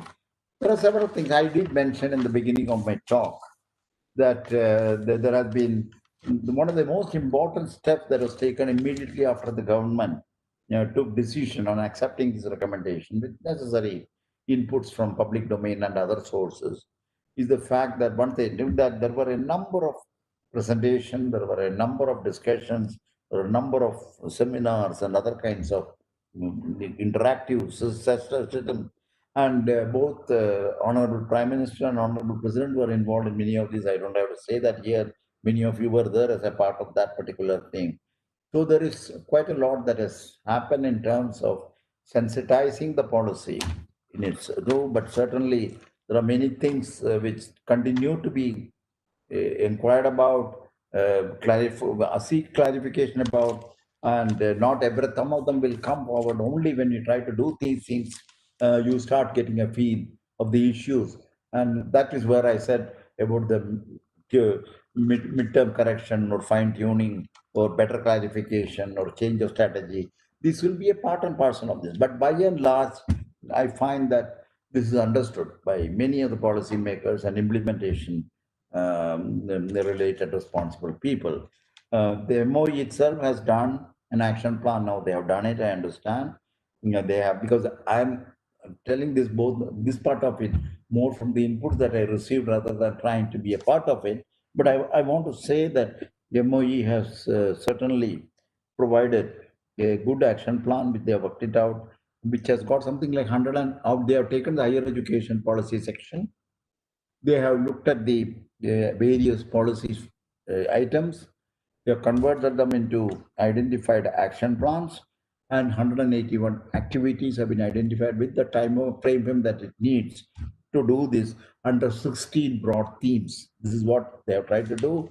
We need to do this. There's a continuous churning of these ideas, and some discussions are going on this. The UGC on its own has been also organizing conclaves for discussions on this particular thing. And then there have been a lot of the outreach of the policy to different segments of the governance systems of the country, both the central and the state, has been another major feature of the recent efforts in trying to make sure that the policy is read, understood, and then come out with suitable strategies of implementation which are applicable, because there are the local issues also. One has to keep it in mind. There is a broad strategy that we need to have for the country, for the policy to be translated into the next step of implementation, and also specifics with respect to the local conditions or the regional conditions and things of that kind, which is more than just the policy. It has got finances, it has got the resources, human resource, and many other things. So this is something on which work will be done. But the fact I would like to emphasize is, and you know this again because you are a part of the system which is implementing it, that this work is in the forward, in the movement. And I cannot but conclude with the statement that, as I said in the beginning, I think this is a very unique policy. It has its own challenges to implement. But I think what is important and what is reassuring for some of us is the fact that many elements of this has been done in some form or other by institutions. And I mentioned about the IIT Delhi because of its pioneering role in areas like multidisciplinarity and approach of science, technology, and policy, society, or more recently, with respect to humanity and social sciences to be integrated into the undergraduate education. So these are things on which it is not that these are all totally new because of the policy, but there is much more that has been done through the various actions and directions and visions of various leaders and institutions of this country. I'm sure that we need to understand it very clearly. We need to see how that can be adopted and how this policy itself can aid in taking it forward. So, with these few words, I would like to thank again the Institute, the director, deputy director, and others for this privilege of talking to you and sharing my thoughts with you. Thank you very much.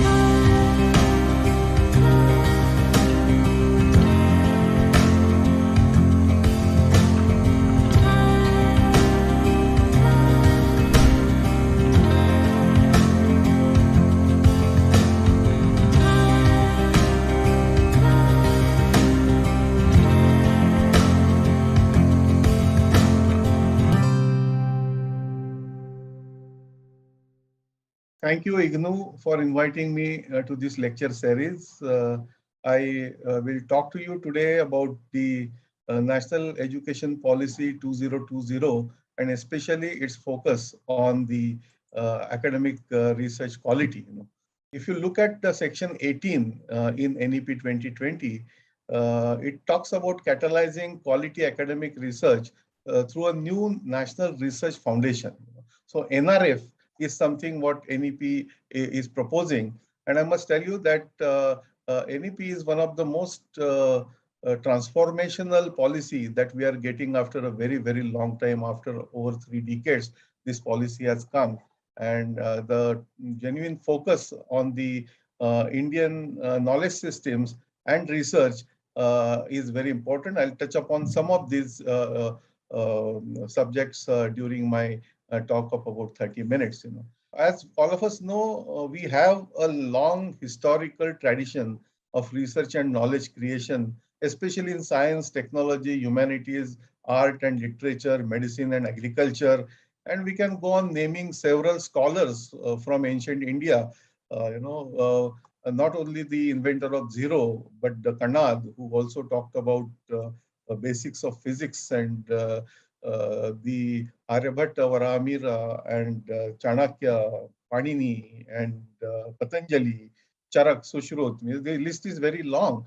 So the research and innovation tradition was there in Bharat, I would say, because when we talk about India, we start thinking about India only after 1947. But we have a history of thousands of years. So Bharat and Bharatiya Gyan Parampara is something which we have to really consider at the backdrop when we are talking about research in 21st century. There is no doubt that India or Bharat actually, and that's why Prime Minister has appealed us for Atmanirbhar Bharat. And Atmanirbhar Bharat, we have to also regain Atma Sanman. And regaining Atma Sanman for Atmanirbhar Bharat requires to learn from our heritage, our culture, our tradition, and take them forward with the current science and technology for innovation. So we need to really reclaim our tradition to emerge as a knowledge society and also emerge as a stronger economy in the world. Because without research and innovation, this is not possible. A significant expansion of our research capacities and output across disciplines is very, very vital. For instance, if I may just quote, which is there in NEP 2020, it says that, or it's rather gives some figures, the research and innovation investment in India has been very, very small. For instance, just 0.69% of the GDP. And if you compare with the other countries, example, United States is about 2.8%, China is about 2.1%, Israel is about 4.3%, South Korea, a smaller country, and a much smaller country, is spending something like 4.2%, almost 3 to 4 times more than what we are spending. So the establishment of National Research Foundation comes as a very prominent hope to move in the right direction, because the overarching goal of NRF is to enable a culture of research to permeate through our universities, because the culture of research has to permeate through our universities, especially the state universities and public institutions where research capability is currently limited. And we have to provide a very reliable base of merit-based, at the same time equitable peer review research funding, to help develop this kind of a research culture in our institutions. If you look at the research output and its impact, and if you take a kind of a span overview from 1996 to 2010 as the first step, and if you take data from Web of Science or Scopus, these are the most reputed search engines, you will find that India trails behind.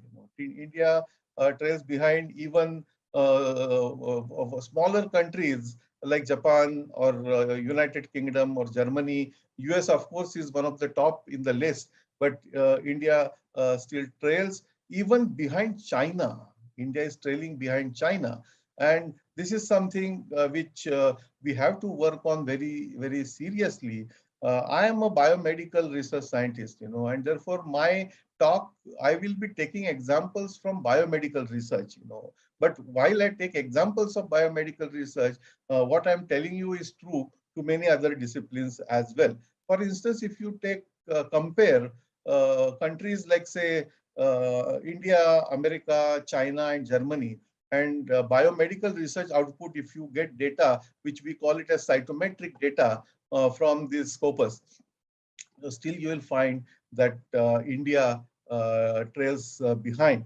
And while during last decade, I would say that the efforts from Indian scientific community are showing now internationally, and therefore our position is becoming stronger and stronger, still we have a long way to go.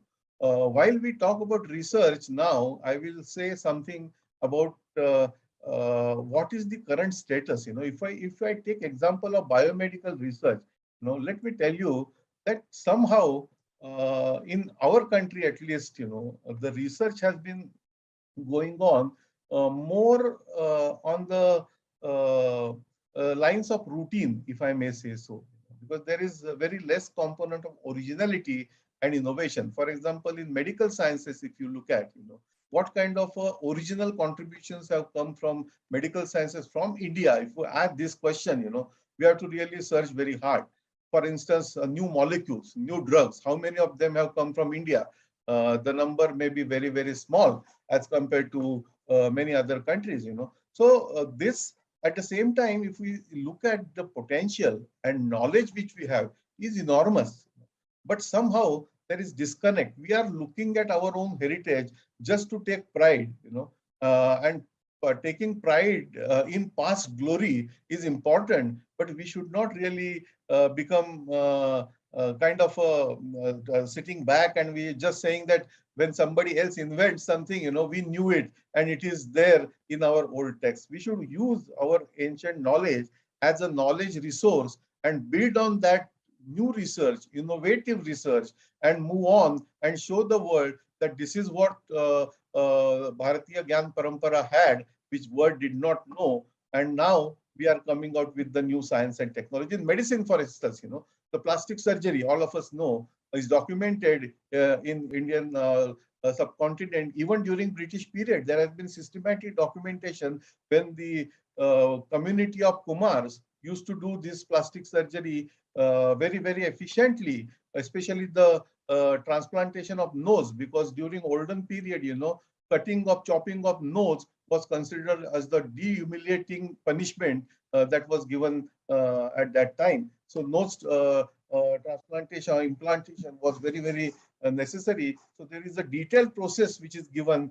So we don't have to go back to Sushruth period. Of course, Sushruth is considered to be one of the pioneers or founders of surgery, of modern surgery in India. So I can give you more and more such examples. But let's look at what is happening in modern science today globally. One of the most reputed journal, all of you may have heard, is Lancet. It's one of the most reputed biomedical journal, and Lancet came out with a series. And in that series, one of the most reputed scientists from Stanford, his name is John Ioannidis, and he published a series of articles, and in which he showed that 85% of the research that goes in biomedical research is wasted actually. That means it is of no use. Research, if it is not going to be useful for people, what kind of research we are doing? Research just for sake of research is not going to be beneficial for our country especially. We have to invest in research which will be practically useful and get back to something to the society. So this kind of a wastage in research is happening because of several reasons. Primarily, we don't ask right questions. Asking right research question is the first step, which we don't invest much time in that. Most of our studies or many of our studies may be badly designed, and therefore they are not publishable or reported properly in the reputed journals. So I would say that creativity and scientific research should be for search of truth, creating new body of knowledge. And it is about pleasure. We should take pleasure in doing research. It should be about our own devotion, our own commitment, and never-ending quest for innovation. And research should not be used merely for the purpose of publications. It is not some kind of a race. I have to become from associate professor to professor, therefore I have to publish. It should not be converted into some kind of a desperation to publish, which we witness today, because today research is more is happening because I want to do PhD, because PhD will open me doors for getting job in the universities or academic institution. Or we do research to get recognition. In my name prefix, doctor will come and I will get more recognition in the society. These are not the reasons for doing research. Socio-economic benefits, obviously as expected from research, but they should be natural outcomes. The first purpose of research should be in search of truth and creating new body of knowledge. But somehow what happened is during last, especially 3-4 decades, slowly the erosion in terms of what I would like to call it academic integrity was very, very visible in our country, and especially it was more visible during the last 2 decades, and I will just talk about some of these cases. So I'll also discuss some of the plagiarism incidences which happened in India, and all this actually tarnishes image of our country, and therefore I'm stressing more on academic integrity and publication ethics and the issues related to plagiarism in our country.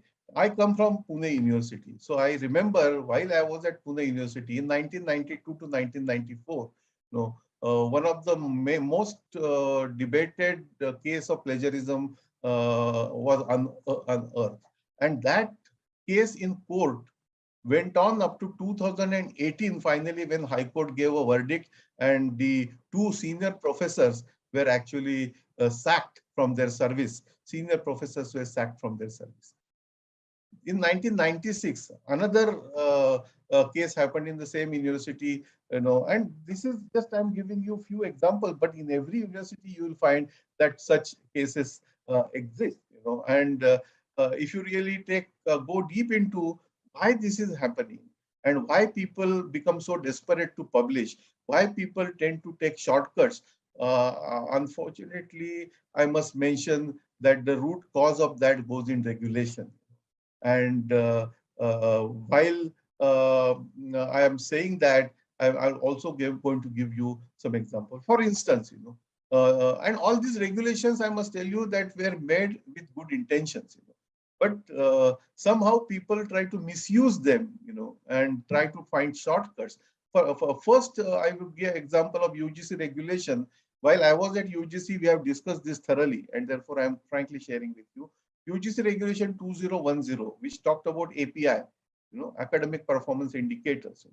They gave a certain amount of weightage to national publications, international publications, etc., national conferences, international so there is nothing like international publication or national publication or international journal or national journal. Journals are based on the quality of journal, not whether they are national or international. For example, Current Science, although published in India, is an international journal. And there could be several journals which are named as international journal, global journals, world journals. They may not be even worth considering that they are journals. So somehow we created at that time a culture called as publish or perish. And that created a compulsion or desperation to publish. And while it was again considered in good spirit or for good purpose, well-meaning, still it led to in 2018 UGC regulation about academic integrity. One of the very good regulation which UGC came forward, which talks about first time the plagiarism, how to handle it, how to do similarity check, how to avoid plagiarism, what could be the punishments about plagiarism, what are the levels of acceptability of similarity, and etc. etc. And during the same time, while I was not at UGC, I was at Pune University. We did a study. UGC had come out with a list of approved list of journals, and we actually analyzed that list, and we showed in 2018 that 88% of the journals which were in the approved list of UGC were predatory or dubious, and this was shocking. And this was bringing all kind of bad reputation to our country. Journals like Science and Nature wrote editorials and articles showing that how maximum more and more number of Indian authors are falling prey to these predators. And it was really very, very awkward situation for all. There were questions in the parliament, and that time minister also asked a question in the Vice Chancellor conference that I heard that now we are going to also consider Chanda Mama and Champak as research journalists. This kind of a situation was there. When I joined UGC, my first priority was to fix this. And therefore, you will see that the UGC care came in force. And I'll talk about it a little later. But UGC care really try to fix this in a video. So I'll come again back to the desperation to publish. Again, I will repeat that temptation to taking shortcut is not advisable. Publication or PhD thesis is not for name and fame, for position and authority, for in some kind of foreign tours or committee membership or grants and funds or promotions or academic elections or increments. No, these are all coincidental. They should not be our purpose. And the predatory publishing, we witnessed during last, especially during last 10, 15 years. And when we tried to curb that by creating well-meaning mechanisms such as the UGC list of approved journals, etc. I would tell you that the API for promotion and eligibility condition, focus on compliance. When we give regulation, the focus becomes on compliance. And the compliance focus tempts people to take shortcuts, and therefore pay and publish culture emerged. And all these journals, which were created, and you will be surprised, and you may know also, many of these journals actually are fake. They don't have whatever they show on the website. The information is actually not correct. The names of the editors which we put in may not even exist. So practically it became like a Nigerian lottery scam. And all of a sudden, you also may have noticed, many of you may have noticed that during 2010-15, many of us started getting emails saying that we recognized your academic excellence and all, and so therefore you are requested to come on our editorial board. And name of these journals were very fancy: International Journal of XYZ, Global Journal, and all that kind of stuff. And many of us at that time have fallen prey to this kind of a gimmick. So pay and publish trash culture was very, very essential to curb, and therefore we converted the approved list to a reference list of quality journals. So today you see on the UGC website or CARE website, what we give is reference list of quality journals. So it is up to you. UGC, why UGC should decide which journals are good and bad? It is up to the academic fraternity. It is about the university. When somebody is giving interview, it is the job of the selection committee and the vice chancellor to see at the micro level whether the quality of research work is good and not only where that person has published it. So the responsibility we have put, or the onus we have put back on the university academic leadership, because if we try to regulate, I remember the Cobra effect. You may know that during British period in Delhi, this is known as Cobra effect. There were too many cobras in that area, and so British government announced a prize. If somebody kills a cobra and bring the dead cobra, they used to get some money. And then the result was, initially cobras, genuinely people were catching, killing and getting a reward. But then people found out that there is a good economic model, business model in it, and they started actually cultivating cobras, and cultivating cobras and then killing them and then getting the money. So this kind of a cultivating cobras, today the same model was used by predatory publishers. They came out with more and more such bad journals, and they tried to lure the academic community and actually sold these publications. And it went to such an extent that if somebody wants to improve API of last year, journals were ready. And even today, some of them are ready to improve your API by giving you backdated publications also. So we made a mockery of this scientific research and publications, and therefore academic misconduct became very, very important handling that. Typically, academic misconduct is a data fabrication, falsification of results, or misleading research subjects, or conflicts of interest, hiding conflicts of interest. These are some of the important challenges we have to really address, and most of the key drivers, if you look at why this kind of academic misconduct is happening, the key drivers are competition. I want to become professor. I want to become highest cited somebody, all these competition, the priority claims. I want to do it first before somebody else do it, for prestige, for high achievement, for high value, commercial gains, inadequate. So there are several. So a culture of honesty and integrity is needed to maintain the highest standards of ethical practice and behavior. Increasing pressure or desperation to publish resulted in a rapid increase in the number of research publications in predatory journals, and that brought a lot of disreputation to our country. Policies and procedures for ensuring good research practices are needed, and violations of any good practice must be addressed in a fair, timely, and transparent fashion. And we hope that with this National Research Foundation, all this will be fixed more effectively.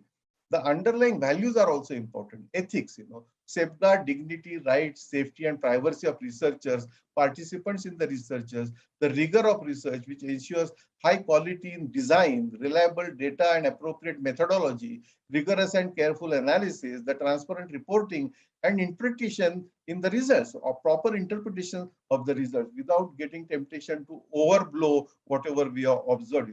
The relevance is also important. The environment and ecosystem, the public and global good, the science and society. What relevance my research is to the society? This question always has to be back of our mind. And transparency. Honesty will be promoted through transparency in a fair, full, and unbiased fashion. Respect also is important, aligned with the norms and traditions of society and its cultural heritage.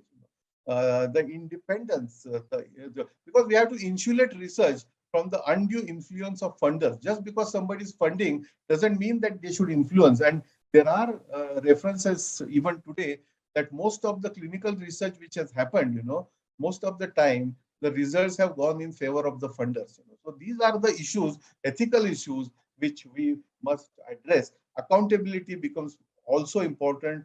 Comply with relevant rules and procedures such as regulations of governing professional standards is also important. There are several websites and several, I would say, resources which are available. For example, Committee on Publication Ethics, commonly known as COPE, gives excellent resources for publication ethics. The publication misconduct, actually, as I told you, is fabrication, falsification, or plagiarism in proposing, performing, or reviewing research, or in reporting research results as well. Typically, plagiarism is appropriation of another person's ideas, processes, results, or words without giving appropriate credit.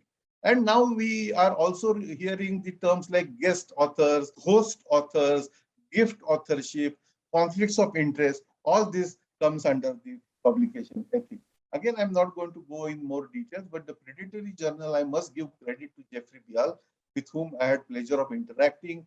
Jeffrey Bial used to come out with a Bial's list of predatory journals, and I was part of an international exercise where we'll develop a definition of what predatory journal is. And our article was published in Nature main edition, and those who are interested can really refer to that article in Nature. So while on one side, during last decade, our image was tarnished in the international community regarding publication ethics, plagiarism, and academic misconduct in this decade, we have seen to it that through efforts like CARE, the international community has started looking at it more seriously and also appreciating, our efforts. But still, the cases continue. If you look at Retraction Watch, Retraction Watch has about 32,000 retractions. Remember, retraction meaning after you publish something, if somebody points out some deficiencies or some misconduct in your research, that article is withdrawn by the journal which has published it earlier. So retraction is most humiliating. And you will find that today in the database, 32,000 retraction exists. So you can imagine the extent of this academic integrity compromise, and out of these, about 211 are related to COVID. So just during last 2 years, 220 articles have been withdrawn, which are reported in Retraction Watch. I was very unhappy, actually hurt and saddened to also read one of the recent case which was published in Retraction Watch, in which a PhD student, remember, PhD student has written actually that I need a publication in order to submit my thesis. And for that purpose, the author has admitted stealing of a manuscript from somebody else's work. And all this was exposed by the Retraction Watch website, and you will find that data available at their website. While at UGC, we had to make one criminal complaint in Delhi police because one of the companies was actually selling PhDs. And selling PhDs means, unfortunately, they had made a PhD also. If you want a good PhD, X is a price. If you want a moderately better PhD, Y price. If you want a very good PhD, this is the price. And the price range was starting from 4,000 rupees for publication to 50,000, 1 lakh rupee for PhD. Now, what is this we are doing, friends? We are making mockery of it. Please let me tell you that if you are tempted to this kind of a shortcut to publish in predatory journals, your entire academic career will be ruined. And please don't do that. You may have made that mistake. Please don't even cite your predatory publications in your biodata, because today at the highest level, when people look at the biodata, if they see that publications from such dubious journals are there, you will lose your chance even to get called for interview. So this is a very serious business, and UGC as a regulatory body has looked into it very carefully, and the Consortium for Academic and Research Ethics, please visit that website and see. You can also read my worldview article in Nature, which is also available now on the Nature website. As UGC, we took what in management they call it as CAPA, CAPA, corrective and preventive action. The purpose of CAPA is to collect information, analyze information, identify and investigate product and quality problems, and take appropriate and effective corrective and preventive action to prevent its recurrence in the past. Normally, CAPA principle is used in pharmaceutical industry, but we use the same principle in academic work. And CAPA is an overall effort to investigate and correct quality issues to prevent recurrence, and the care is one of the prominent outcomes. All of you must also visit UGC website to see guideline document which we have published, known as Good Academic Research Practices. This was published in September 2030 in collaboration with one of the reputed science database company called Clarivate, which publishes Web of Science and many other. The impact factor also belongs to them actually.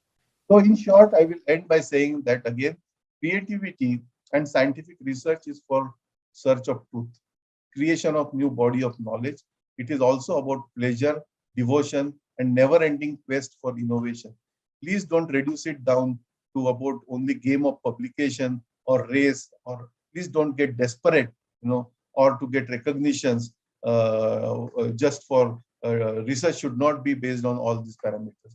As I mentioned, socio-economic benefits are also very vital, but they should be natural outcomes of your research. With this, I will end my talk again by thanking IGNOU and Professor Nageshwar Rao, who is one of the good friends and colleagues, who is very efficiently handling Vice Chancellor of IGNOU for conducting this kind of exciting lecture series to expedite implementation of one of the most transformational policy which we have received from Dr. Kasturi Rangan, National Education Policy 2020. With this, I wish you all the best and namaskar, Jai Hind, Jai Bharat.